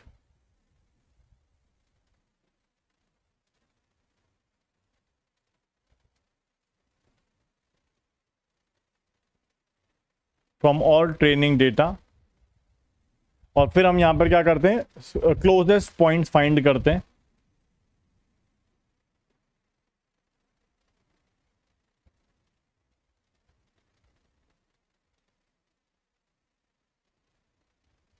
then we find the closest points, ठीक है ना। और क्लोजेस्ट पॉइंट फाइंड करने के बाद हम नॉर्मली फंक्शन वैल्यू निकाल लेते हैं। कैसे निकाल लेते हैं, y predicted is equal to, आपको पता है ये कैसे निकाला जा सकता है, दो केस होंगे, या तो एवरेज कर लेंगे हम लोग या फिर वो मैक्सिमा कर लेंगे। In case of the average करेंगे रिग्रेशन में और मैक्सिमा करेंगे क्लासिफिकेशन के अंदर, ठीक है ना। चलिए ये सब हमने कर लिया दोस्तों। अब ये एक वर्ड है दोस्तों, आपको थोड़ा ध्यान होना चाहिए, ये एक नॉन पैरामीट्रिक एल्गोरिदम है, ठीक है। ये नॉन पैरामीट्रिक एल्गोरिदम है। इसका मतलब क्या है, अगर आप ध्यान से सोचें तो लीनियर क्लासिफिकेशन, लीनियर रिग्रेशन, इन सब के अंदर हम क्या अज्यूम करते हैं, पहले ये बताइए। लीनियर रिग्रेशन में हम क्या अज्यूम करते थे डेटा के बारे में, anyone in the class? Linear regression में हम अपने डेटा को क्या अज्यूम करते थे, तभी लीनियर रिग्रेशन लगाते थे। लीनियर रिग्रेशन में हम क्या अज्यूम करते थे दोस्तों, तभी हम लीनियर रिग्रेशन लगाते थे। लीनियर रिग्रेशन में हम यह अज्यूम करते थे कि डेटा जो है वो लीनियरली डिस्ट्रीब्यूटेड है। और लीनियर क्लासिफिकेशन में हम क्या अज्यूम करते थे, लीनियर क्लासिफिकेशन में हम अज्यूम करते थे कि डेटा जो है वो लीनियरली क्लासिफाइबल है, लीनियरली सेपरेबल है। तो हम डेटा के बारे में कुछ अज्यूम करते थे, इसीलिए वो पैरामीट्रिक होते थे, क्योंकि वहां पर हम डेटा के बारे में कुछ अज्यूम करके चल रहे हैं। लेकिन इस एल्गोरिदम के अंदर, KNNs के अंदर, उसको डेटा से कोई मतलब ही नहीं है। वो कहता है भैया मुझे टेस्ट पॉइंट दे दो, मैं सारे ट्रेनिंग से डिस्टेंस निकाल के तुम्हारा काम करके दे दूंगा, ठीक है। तो this is non parametric algorithm, जहां पर डेटा, जो अंडरलाइंग डेटा है, उसके पैटर्न, उसके डिस्ट्रीब्यूशन के बारे में कुछ भी अजम्पशन नहीं किया जा सकता, ठीक है ना, कुछ भी अजम्पशन नहीं किया जा सकता, ये इसकी बात है। तो this is non parametric in nature because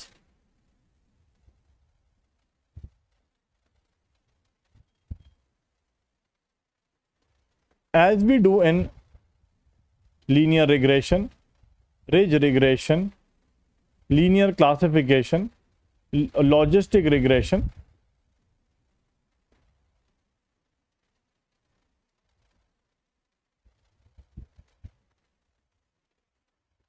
we assume that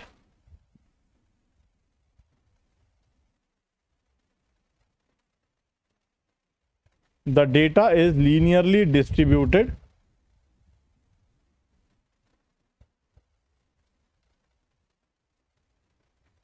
और linearly separable, ठीक है ना। डेटा इज लीनियरली डिस्ट्रीब्यूटेड या linearly separable.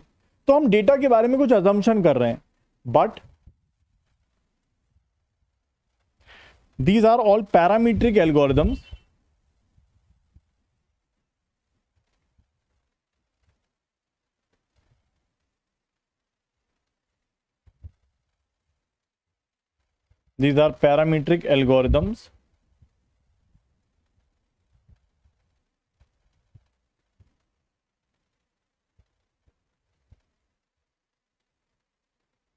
where we make some assumptions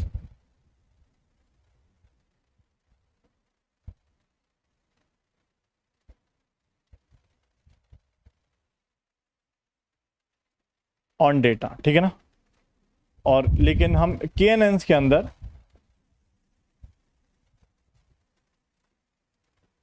but in KNNs आप देख सकते हो यहां पर लिखा हुआ है, it is non parametric, that is it does not make any underlying assumption about the distribution of the data. ठीक है ना, KNNs में ऐसा कुछ कहानी हो जाता है। ठीक है ना, चलिए मतलब KNN में कोई रेस्ट्रिक्शन नहीं है, एग्जैक्टली कुछ रेस्ट्रिक्शन नहीं है, चाहे आपका डेटा लीनियरली सेपरेबल हो नहीं हो, लीनियरली डिस्ट्रीब्यूटेड है नहीं है, कोई फर्क नहीं पड़ता। KNN is a non linear algorithm, वो कुछ भी कर सकती है, डेटा पर कोई डिपेंडेंसी नहीं है।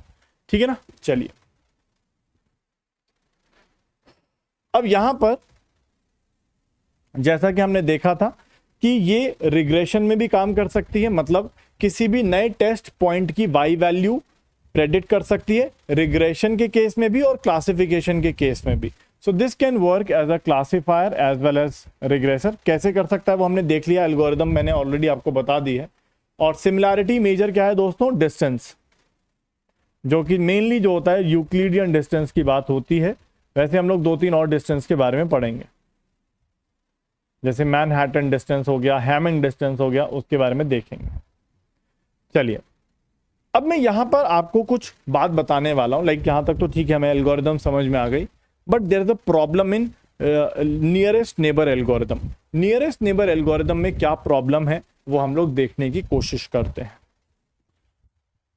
देखिए ये सारी बातें आपको मैं ऑलरेडी बता चुका हूं, वी हैव डन दिस, इसमें कोई परेशानी नहीं है। इसकी एल्गोरिदम भी मैं आपको बता चुका हूं। अगर मैं नियरेस्ट नेबर की बात करूं तो ये एल्गोरिदम भी हम देख चुके हैं, चाहो तो आप पढ़ सकते हो। सबसे पहले find the distance of the new point from all the points in the data, simple सी बात है। दूसरा, find the distance closest to the point under query, मतलब सारे डिस्टेंस निकाल लो। उसके बाद आप क्लोजेस्ट डिस्टेंस की बात करोगे, भाई क्लोजेस्ट कौन सा पॉइंट है ये बताओ। और यहां पे हम क्या करेंगे, अगर हम वन नियरेस्ट नेबर की बात कर रहे हैं तो कोई एवरेज निकालने की जरूरत नहीं है, कोई भी मेजॉरिटी निकालने की जरूरत नहीं है, क्योंकि वन नियरेस्ट नेबर के अंदर हम डायरेक्टली कह सकते हैं कि y predicted is equal to y value of the test point, क्योंकि यहां पे एवरेज निकालने की बात ही नहीं है ना, मेजॉरिटी निकालने की भी कोई बात नहीं है, क्योंकि हमारा जो सिमिलर पॉइंट आएगा, जो क्लोजेस्ट पॉइंट आएगा वो सिंगल पॉइंट ही होगा। तो सीधा सीधा प्रेडिक्टेड वैल्यू को हम y value of the similar point या क्लोजेस्ट पॉइंट,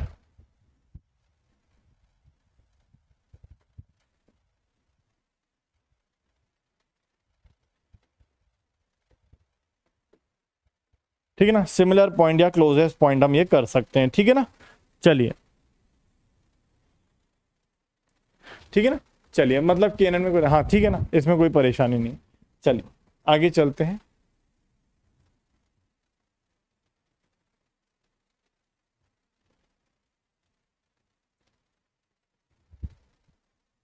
अब ये सब मैं आपको ऑलरेडी बता चुका हूं, ठीक है, ये सारी चीज आपको बता चुका हूं कि वाई वैल्यू कैसे फाइंड करेंगे, we have done this, closest point कैसे फाइंड करेंगे, सारी बातें हो चुकी हैं। अब यहां पर मुझे आपको बताना है कि what is the problem in nearest neighbour algorithm.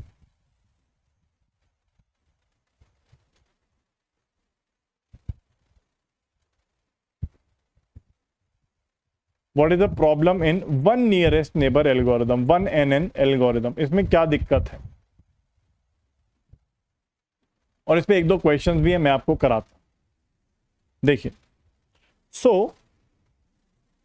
मान लीजिए दोस्तों हमारे पास कोई डेटा है जो कि इस तरह से डिस्ट्रीब्यूटेड है, बहुत सिंपली आप कर पाएंगे, कोई परेशानी नहीं होगी आपको। मान लीजिए कोई डेटा है, क्लासिफिकेशन वाला डेटा लेके चलता हूं।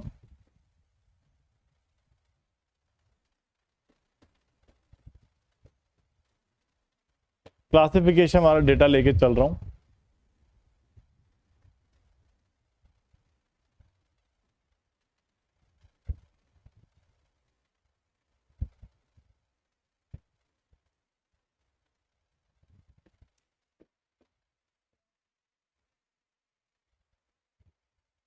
मान लीजिए क्लासिफिकेशन वाले डेटा है, ठीक है ना। व्हाट डू यू थिंक दोस्तों, एक सिंपलेस्ट क्लासिफायर कैसा होना चाहिए, एनीवन इन द क्लास। मान लीजिए 2 क्लासेस है हमारे पास,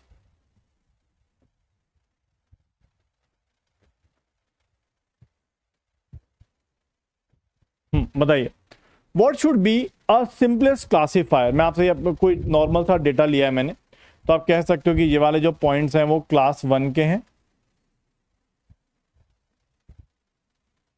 और ये वाले जो पॉइंट्स हैं वो क्लास 0 के।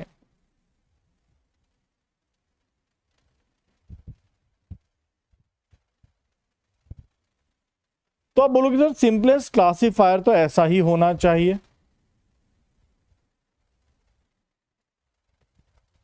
सिंपलेस्ट क्लासिफायर तो ऐसा ही होना चाहिए, सिंपल सी बात है, स्ट्रेट लाइन इस तरह से।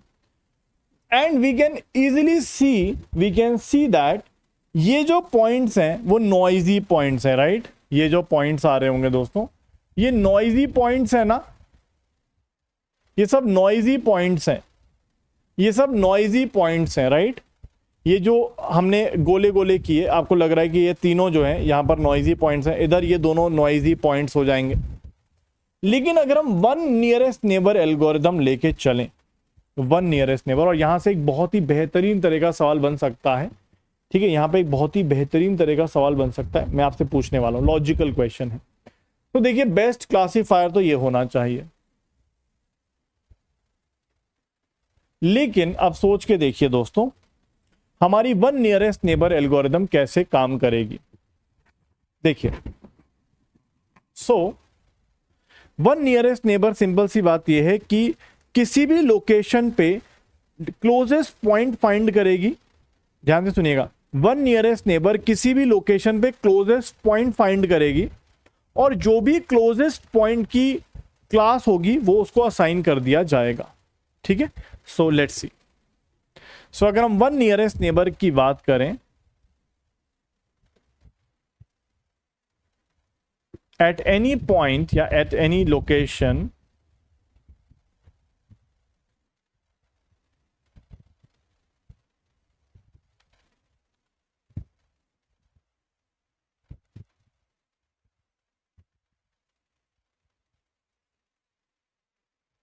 we find the point closest to, we find the training point,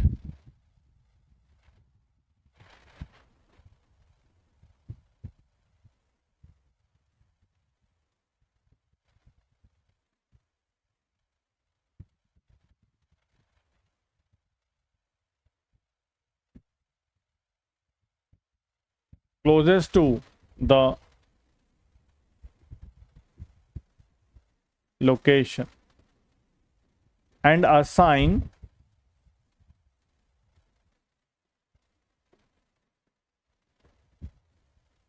the class of the closest point, ठीक है ना, the class of the closest point,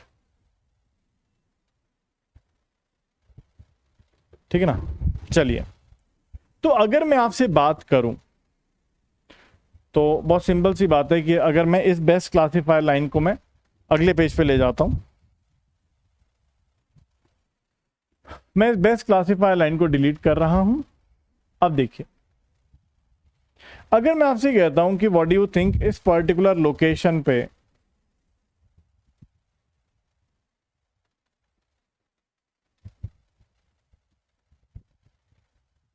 जैसे कि आप बड़े आराम से समझ पा रहे हैं कि सर इस लाइन के अगर मैं नीचे जाऊंगा तो इसके क्लोजेस्ट हो जाऊंगा, इस लाइन के ऊपर जाऊंगा तो इसके क्लोजेस्ट हो जाऊंगा, तो मैं ये कह रहा हूं कि इस लाइन के ऊपर हमें क्लास 1 मिलेगा और इस लाइन के नीचे हमें क्लास 0 मिलेगा, ठीक है। तो एक क्लासीफायर का काम कर रहा है एक लाइन, ठीक है, इस तरह से। बट ठीक है, मैं ऐसी अभी एक लाइन ऐसी बना देता हूं इस तरह से, ठीक। अब दोस्तों, अगर मैं आपसे पूछूं what do you think about the point, इस लोकेशन पे आपको कौन सी क्लास मिलेगी।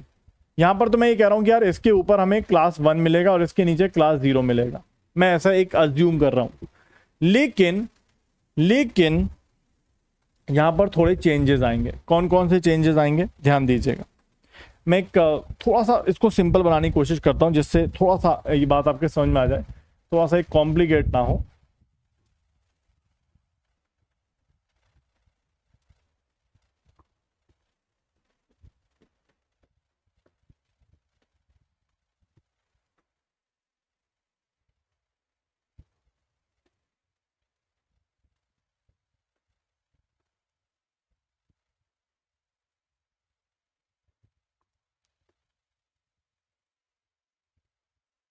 हम्म चलिए दोस्तों, तो वैसे हमें दिख रहा है कि यार बेस्ट क्लासीफायर तो ये लाइन होनी चाहिए, बट एक्चुअली ये लाइन हमें नहीं मिलेगी।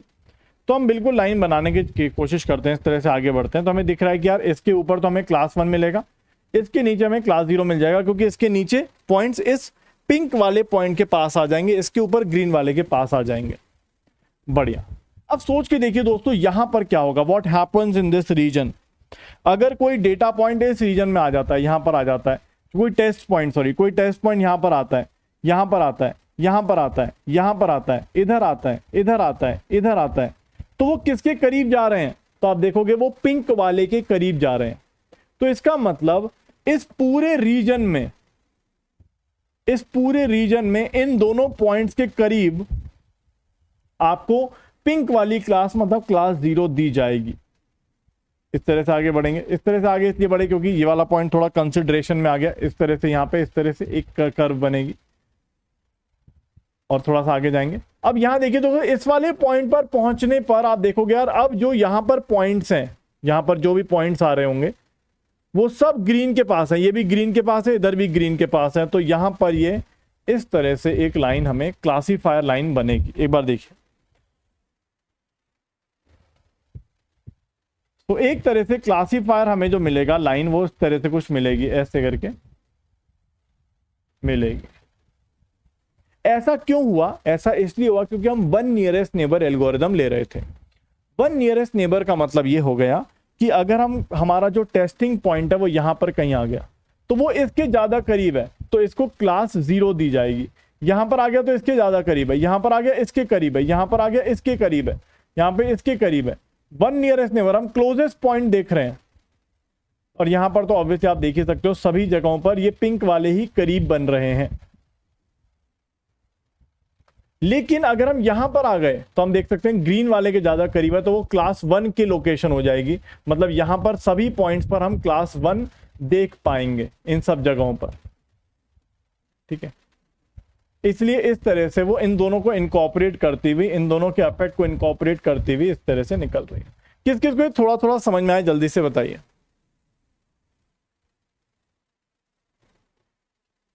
किस किस को समझ में आया, एक बार देखिए। देखिए, वैसे अगर हम देखें तो हमारी जो लाइन आनी चाहिए थी वो स्ट्रेट लाइन आनी चाहिए थी। ये नॉइजी पॉइंट्स को नेग्लेक्ट करते हुए काम हमारा होना चाहिए था। लेकिन वन नियरेस्ट नेबर क्या कहता है? वन नियरेस्ट नेबर कहता है कि किसी भी पॉइंट के आसपास का क्षेत्र जिसके वो क्लोजेस्ट होगा, तो वहां पे वो अपनी क्लास फैलाएगा, ऐसा आप कह सकते हो। जैसे कि फॉर एग्जांपल अगर मैं आपसे कहूं कि ये फ्लावर्स हैं, आप समझो, ऐसा समझ सकते हो, ग्रीन कलर के फ्लावर्स हैं, ये पिंक कलर के फ्लावर्स हैं। ठीक है, ग्रीन और पिंक कलर के फ्लावर्स की खुशबू बिल्कुल अलग अलग है। ठीक है, तो अगर आप देखोगे दोस्तों, यहां पर अगर आप चल रहे हो इस रीजन में, तो आप बोलोगे यार यहां तो पिंक कलर की फ्लावर की खुशबू आ रही है, इधर ग्रीन की आ रही है, तो ठीक है, यहाँ पे ग्रीन क्लास, यहाँ पे पिंक क्लास। लेकिन आप यहां पहुंचे तो आप बोलोगे यार मैं तो ग्रीन से दूर हो गया, लेकिन पिंक वाले खुशबू आ रही है, पिंक वाले की। तो बढ़िया, यहां पे इस पूरे रीजन में पिंक वाले की खुशबू ज्यादा आएगी ग्रीन से, तो इसलिए ये सब पिंक क्लास के हो जाएंगे, मतलब क्लास 0 के हो जाएंगे। लेकिन इन जगहों पर, यहां पर पहुंचने पर आप वैसे तो पिंक की तरफ हो, लेकिन ग्रीन के पास हो, तो ग्रीन की खुशबू ज्यादा आएगी, तो आप ये कह सकते हो कि यहाँ पे सब ग्रीन कलर वाली क्लास आपको दी जाएगी। तो इस तरह से कहानी बनेगी और ये हमारा क्लासीफायर बनेगा।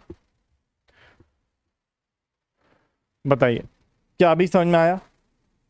तो एक तरह से आपकी एल्गोरिदम नॉइजी पॉइंट्स को इंपॉर्टेंस दे रही है। ओके, अगर हम यहां पर क्लासिफिकेशन को देखें, यहां पर क्लासीफायर कैसा बनेगा दोस्तों? अगर हम वन नियरेस्ट नेबर की बात करेंगे तो आप बोलोगे सर आप देखो खुशबू कहां पे आ रही है, पिंक वाले खुशबू की, पिंक वालों की खुशबू कहां पर होगी?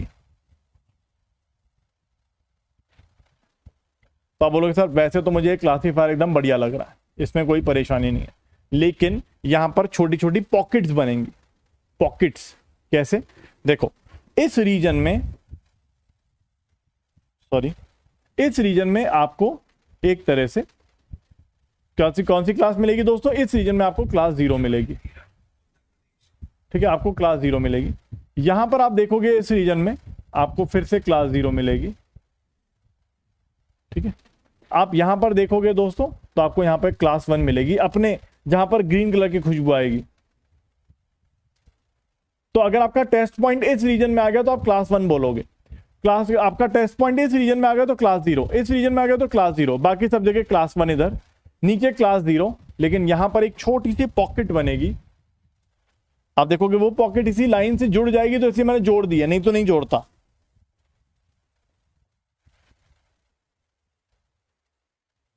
इस तरह से क्या है, समझ में आया? एक बार जल्दी से देखिए।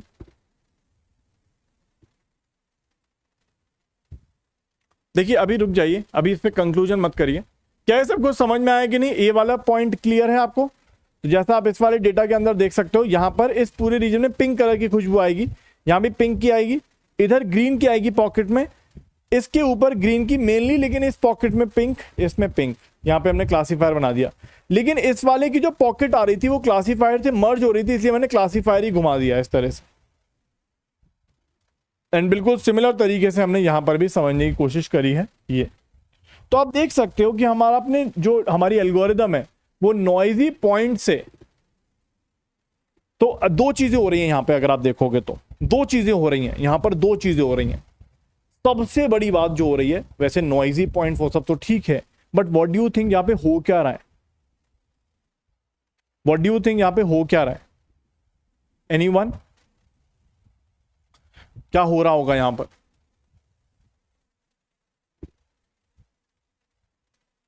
ये तो क्लासिफिकेशन का केस हो गया, लेकिन अगर हम वन नियरेस्ट नेबर के अंदर रिग्रेशन करेंगे तो क्या होगा? वन नियरेस्ट नेबर के अंदर रिग्रेशन करेंगे तो क्या होगा? ये तो क्लासिफिकेशन का केस हो गया। मैं आपको एक एग्जांपल दिखाना चाहता हूं, ध्यान से देखिएगा। मान लीजिए वन नियरेस्ट नेबर के अंदर हमारे पास ये डेटा पॉइंट्स हैं, रिग्रेशन का केस है दोस्तों। अगर मान लीजिए, बहुत इंपॉर्टेंट पॉइंट है, इस पे क्वेश्चन भी है मेरे पास, बट पहले कहानी समझ लेते हैं। देखिए मान लीजिए डेटा है हमारे पास, कुछ वाई वैल्यूज हैं, ये हमारे पास वाई वैल्यूज हैं और ये डेटा पॉइंट्स है हमारे पास, ठीक है।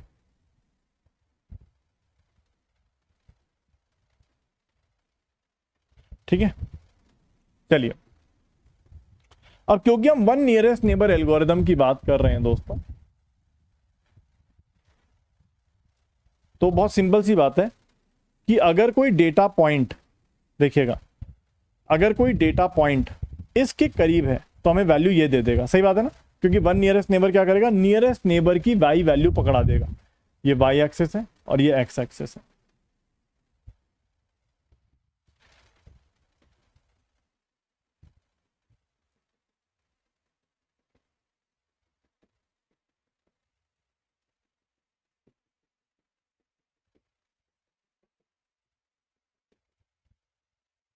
देखिए, तो अगर सिंपल सी बात है, अगर हम x की वैल्यू इस पॉइंट के करीब डाल रहे हैं तो हमें ये वैल्यू मिलेगी। ऑब्वियसली इसके पीछे तो यही करीब होगा, तो हमें ये y की वैल्यू मिलेगी। ठीक है, लेट्स से ये 1 है, ये 2 है, ये 3 है, ये 4 है, ये 5 है, ये 6 है, ये 7 है, ये 8 है, ये 9 है, ये 10 है, 11 और 12, ऐसे ले रहा हूं। तो अगर आप देखोगे दोस्तों, नियरेस्ट नेबर, अगर x की वैल्यू मैंने 1.5 तक डाली तो यही नियरेस्ट नेबर होगा दोस्तों, तो यही y वैल्यू मिलती रहेगी 1.5 तक। लेकिन 1.5 जैसे ही क्रॉस करूंगा, मेरा 2 वाला पॉइंट नियरेस्ट नेबर हो जाएगा। उस केस में x की वैल्यू 2 वाला पॉइंट नियरेस्ट नेबर हो जाएगा, तो ये वाली y की वैल्यू पकड़ा दी जाएगी। फिर 2.5 जैसे ही क्रॉस करूंगा, ये वाला नियरेस्ट नेबर हो जाएगा। फिर जैसे 3.5 क्रॉस करूंगा, ये वाला नियरेस्ट नेबर हो जाएगा। तो यहां पर इस 3.5 से 4.5 के बीच में ये वाला नियरेस्ट नेबर रहेगा और ये वैल्यू होगी हमारी y की। इस तरह से चलता रहेगा।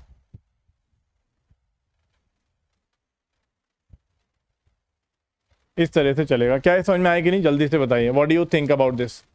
दो चीजें हैं यहां पर आपको समझनी है। पहले आप ये देखिए, मैंने बहुत सिंपल सा एग्जांपल लिया है। आप देख सकते हो मैंने 1 2 3 4 मार्किंग करी x की। अगर x की वैल्यू 1 से छोटी है तो आप देखोगे यार 1 वाला ही नियरेस्ट नेबर होगा, तो y वैल्यू यही पकड़ा दी जाएगी। 1.5 तक यही रहेगा, लेकिन 1.5 क्रॉस करते ही 2 नियरेस्ट नेबर हो जाएगा, तो ये आ जाएगा वैल्यू। फिर 2.5 क्रॉस करते ही 3 नियरेस्ट नेबर हो जाएगा। 3.5 क्रॉस करते ही 4 नियरेस्ट नेबर हो जाएगा। 4.5 क्रॉस करते ही 5 हो जाएगा, एंड सो ऑन। क्या है, सबको समझ में आया? पहले एक बार जल्दी से बताइए। देखिए मैं रिपीट करता हूं ये पूरा डायग्राम। देखिए सबसे पहले आपको नियरेस्ट नेबर ढूंढने हैं, और मैं यहां पर x की वैल्यूज आपको दे रहा हूं। अबे कहां चला गया? देखिए बहुत सिंपल तरीके से समझिएगा, हो जाएगा। ये 1 2 3 4 ये डेटा पॉइंट्स है हमारे, ठीक है, ये ट्रेनिंग डेटा पॉइंट्स हैं। ये हमें ट्रेनिंग डेटा पॉइंट दे रखे हैं, एक्स की वैल्यू 1 2 3 4 5 6 7 8 9 10 11 12, ठीक है। अब अगर मैं आपसे पूछूं तो व्हाट डू यू थिंक, अगर मैं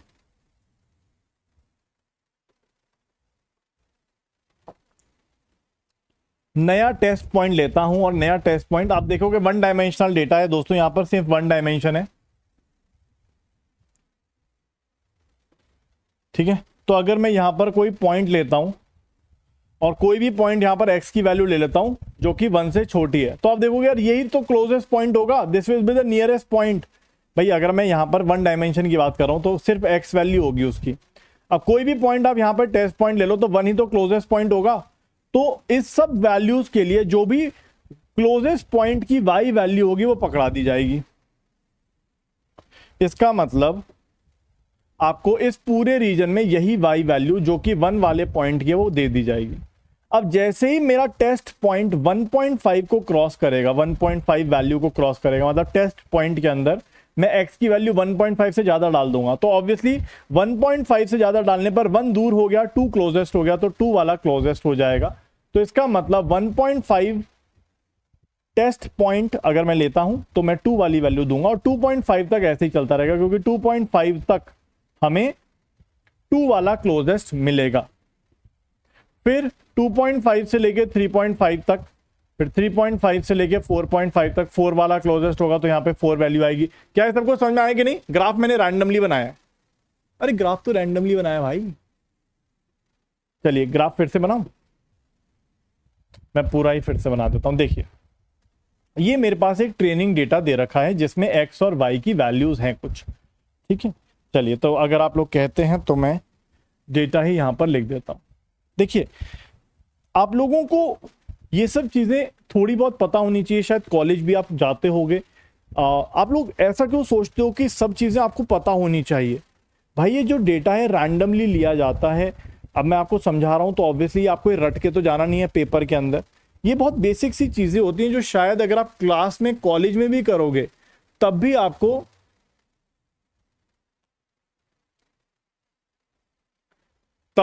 ये बहुत बेसिक सी चीजें, मुझे ऐसा लगता है कि कुछ बच्चे कॉलेज ही नहीं जा रहे। एक्स और वाई, चलिए एक्स की वैल्यू मैंने 1 2 3 4 5, बस मैं ज्यादा पॉइंट ले ही नहीं रहा हूं, मैं बस ज्यादा ले ही नहीं रहा, मैं 3-4 पॉइंट ले लेता हूं। वन डायमेंशन डेटा है 1 2 3 4, ठीक है, बस यही है। और मान लीजिए वाई की वैल्यू यहाँ पर 3 है, यहाँ पर 6 है, यहाँ पर 2 है, और यहाँ पे लेट्स से 7 है, ठीक है, ऐसा कुछ ले लिया मैंने।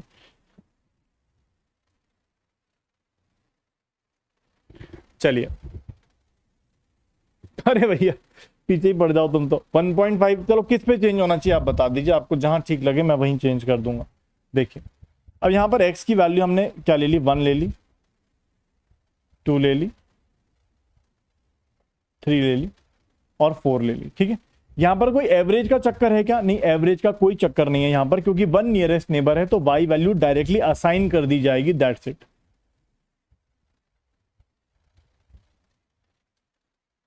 चलिए अब मुझे बताइए दोस्तों, अगर मैंने अपना कोई नया टेस्ट पॉइंट दिया, नया टेस्ट पॉइंट दिया, क्योंकि 1 डायमेंशन है तो x की वैल्यू आएगी टेस्ट पॉइंट के अंदर। अगर मैंने नया डेटा पॉइंट दिया और उस डेटा पॉइंट की x वैल्यू लेट्स से 1 से कम है, तो what is the nearest point? Nearest data point कौन सा होगा? सोच के देखिए। अगर मैंने कोई नया टेस्ट पॉइंट दिया, उसके अंदर x की वैल्यू मैंने कोई भी दे दी लेकिन 1 से छोटी दी है, तो उस टेस्ट पॉइंट से अगर हम ट्रेनिंग डेटा का 1 2 3 4 का डिस्टेंस निकालेंगे तो सबसे क्लोजेस्ट कौन सा आएगा? 1 ही आएगा, 2 नहीं आ सकता, 3 नहीं आ सकता, 4 नहीं आ सकता। तो अगर मैं कोई भी यहां पर टेस्ट डेटा पॉइंट डालता हूं तो उसका अगर मैं अपने ट्रेनिंग डेटा पॉइंट से डिस्टेंस निकालूं, क्योंकि 1 डायमेंशन है तो डिस्टेंस तो बड़ा सिंपल है, तो आपको 1 जो है वो क्लोजेस्ट ट्रेनिंग डेटा पॉइंट मिलेगा। क्या ये बात सबको क्लियर है या नहीं? जल्दी से बताइए। ठीक है, सब क्यों सही है? तो इसका मतलब अगर मैं यहां पर अपने ट्रेनिंग डेटा पॉइंट्स में 1 से छोटी वैल्यू डालूंगा तो मैं सब जगह आप देखूंगा कि 1 वाला क्लोजेस्ट है, तो जो भी 1 वाले की वैल्यू होगी वो इन सभी टेस्ट पॉइंट्स के लिए 3 असाइन कर दी जाएगी। क्या ये अब क्लियर है? एक बार जल्दी से बताइए क्यों असाइन कर दी गई? क्योंकि इन सब टेस्टिंग डेटा पॉइंट्स के लिए 1 क्लोजेस्ट है। ओके, अब सोच के देखिए 1 और 2 के बीच में अगर मेरा टेस्टिंग डेटा पॉइंट है तो मुझे बताइए, अगर मैं 1.5 तक वैल्यू डाल रहा हूं टेस्टिंग डेटा पॉइंट की, तो कौन क्लोजेस्ट है?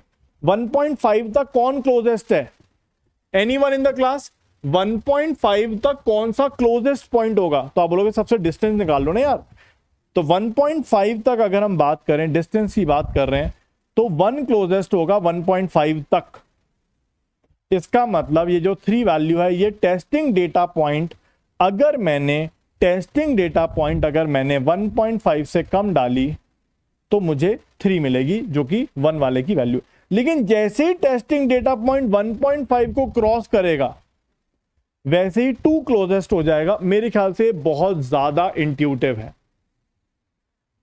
बिल्कुल डायरेक्ट है। अगर मैं टेस्टिंग डेटा पॉइंट 1.5 के राइट में लूं तो कौन सा ट्रेनिंग डेटा पॉइंट मेरा क्लोजेस्ट हो जाएगा? 2 वाला। तो जैसे ही 2 वाला क्लोजेस्ट होगा, मैं अब यहां पर 2 की वैल्यू जो है, 2 की करस्पॉन्डिंग वैल्यू 6, वो असाइन करने लग जाऊंगा अपने टेस्टिंग डेटा पॉइंट्स को या टेस्टिंग पॉइंट्स को। तो इसका मतलब अगर टेस्टिंग पॉइंट्स मेरा 1.5 के इधर है तो मैं यहां पर इसको 6 वैल्यू देना शुरू कर दूंगा।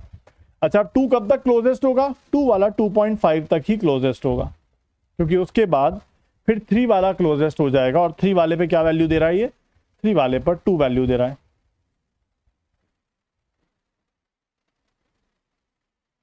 फिर 3.5 तक ऐसे ही चलेगा, और 3.5 के बाद यहां पे ये 3.5 के बाद अब सब जगह 7 देना शुरू कर देगा, क्योंकि आप देख सकते हो कि अब इसके आगे 4 के आगे सभी जगह 4 जो है नियरेस्ट होगा। अभी सबको क्लियर हुआ थोड़ा बहुत? एक बार जल्दी से बताइए। ऑब्वियसली यार, y को क्यों इंक्लूड करेंगे यार? यूक्लिडियन डिस्टेंस में हम सिर्फ किसको इंक्लूड करते हैं? x को, y को नहीं। y को थोड़ी इंक्लूड करेंगे यार, y तो हमारा लेबल है। x को इंक्लूड करते हैं सिर्फ, ठीक है? y को नहीं करते, हमारा 1 डायमेंशन का डेटा पॉइंट है, ठीक है? अब सोच के देखिए दोस्तों, यहां पर सबसे बड़ी बात यह है, एक तरह से अगर डेटा पॉइंट्स करीब करीब हो गए तो आपको क्या लगता है ये प्लॉट कैसा बनेगा? Anyone in the class? अगर डेटा पॉइंट्स यहां पे आप देख सकते हो, ये अगर मैं डेटा पॉइंट्स को बहुत करीब करीब ले आऊं, व्हाट डू यू थिंक ये पॉइंट, ये डेटा कैसा बनेगा? इफ यू लाइक, अगर आप देखो, अगर मैं डेटा पॉइंट्स को बहुत पास पास ले आऊं,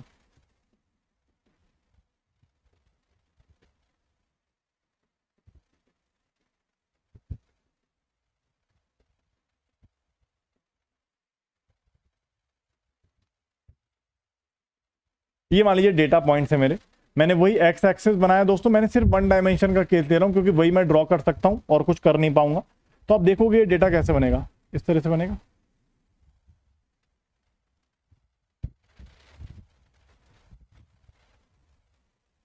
इस तरह से बनेगा दोस्तों। सोच के देखिए, अगर मैं डेटा पॉइंट्स और करीब ले आऊं तो क्या होगा? क्या ये एक तरह से ओवरफिट कर्व बन जाएगी? एक बार आप सब लोग देखिए, क्या ये कर पा रहे हैं कि नहीं? नहीं, कंफ्यूजन क्यों होगा यार आयुष भैया? कोई कंफ्यूजन नहीं है। आप सोच के देखिए, अगर मैं आपसे कहता हूं एक डेटा पॉइंट 0.1 पे, एक 0.2 पर है, तो बहुत क्लियर है कि भाई 0.15 के राइट और लेफ्ट कहानी चलेगी। इसके राइट में ये क्लोजेस्ट, इसके लेफ्ट में ये क्लोजेस्ट। सिंपल सी बात है, इसमें कंफ्यूजन होने का कोई चक्कर ही नहीं है भाई, कितना ही क्लोजेस्ट क्यों ना हो जाए। जैसे अगर 0.0001 है और दूसरा पॉइंट 0.002 है, तो कंफ्यूजन की बात ही नहीं है। 0.00015 विल बी द थ्रेशोल्ड, इसके लेफ्ट में ये, इसके राइट में ये। लेकिन आप देखोगे तो एक तरह से आपको यहां पर, how many of you are able to see this, आपको जो प्रेडिक्टेड वैल्यू मिल रही है, प्रेडिक्टेड कर्व मिल रही है, वो हमारी हाईली कॉम्प्लेक्स है और उसके अंदर ओवर फिटिंग हो रही है।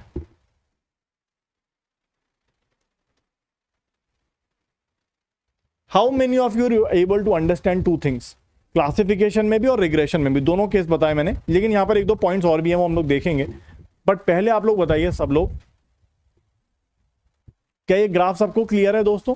पॉइंट्स को अगर मैं पास ले आऊंगा तो ऑब्वियसली सिकुड़ता चला जाएगा, जो मैंने यहां पर ड्रॉ करने की कोशिश करी है। तो 1 नियरेस्ट नेबर के अंदर एक बहुत बड़ी 2 प्रॉब्लम्स होती हैं दोस्तों, हाईली कॉम्प्लेक्स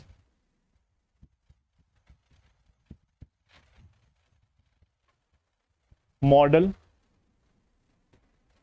और noise of the data included in the analysis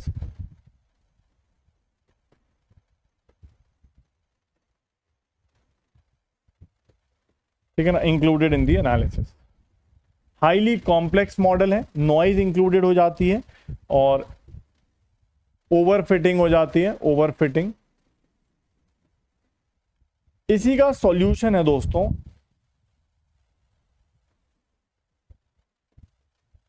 के नियरेस्ट नेबर, इसी का सॉल्यूशन है के नियरेस्ट नेबर। हाँ, तो ओवर फिटिंग तो अभी भी हो रही है ना, लेकिन के नियरेस्ट नेबर अगर हम सॉल्व करते हैं तो ओवर फिटिंग नहीं होती, ओवर फिटिंग रिड्यूस हो जाती है, नॉइज का इफेक्ट भी खत्म हो जाता है, आउटलायर्स का इफेक्ट भी खत्म हो जाता है। ठीक है, के नियरेस्ट नेबर कॉम्प्लेक्स मॉडल भी नहीं क्रिएट करता, ओवर फिटिंग भी खत्म करता है और नॉइज को भी रिमूव करता है और आउटलायर्स को भी आउटलायर्स के इफेक्ट को भी खत्म कर देता है। ठीक है ना, चलिए तो एक बार आप सब लोग बताइए कि आपको ये बेसिक सी सब, देखिए मैं सबसे पहले तो आपको एल्गोरिदम बिल्कुल क्लियर होनी चाहिए पूरी तरह से, चाहे वो के नियरेस्ट नेबर की हो चाहे वो वन नियरेस्ट नेबर की हो, दोनों मैंने आपको बता दी। उसके बाद हमने देखा वन नियरेस्ट नेबर सिंपल सी एल्गोरिदम है, लेकिन इट हैज सम प्रॉब्लम्स जो हमने यहाँ पे इटरेट कर दी। क्या है, सबको क्लियर है कि नहीं?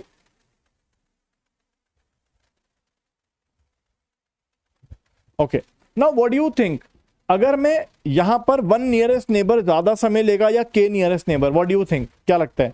विच algorithm will take more time, which algorithm will take more time, K nearest neighbour या वन नियरेस्ट नेबर?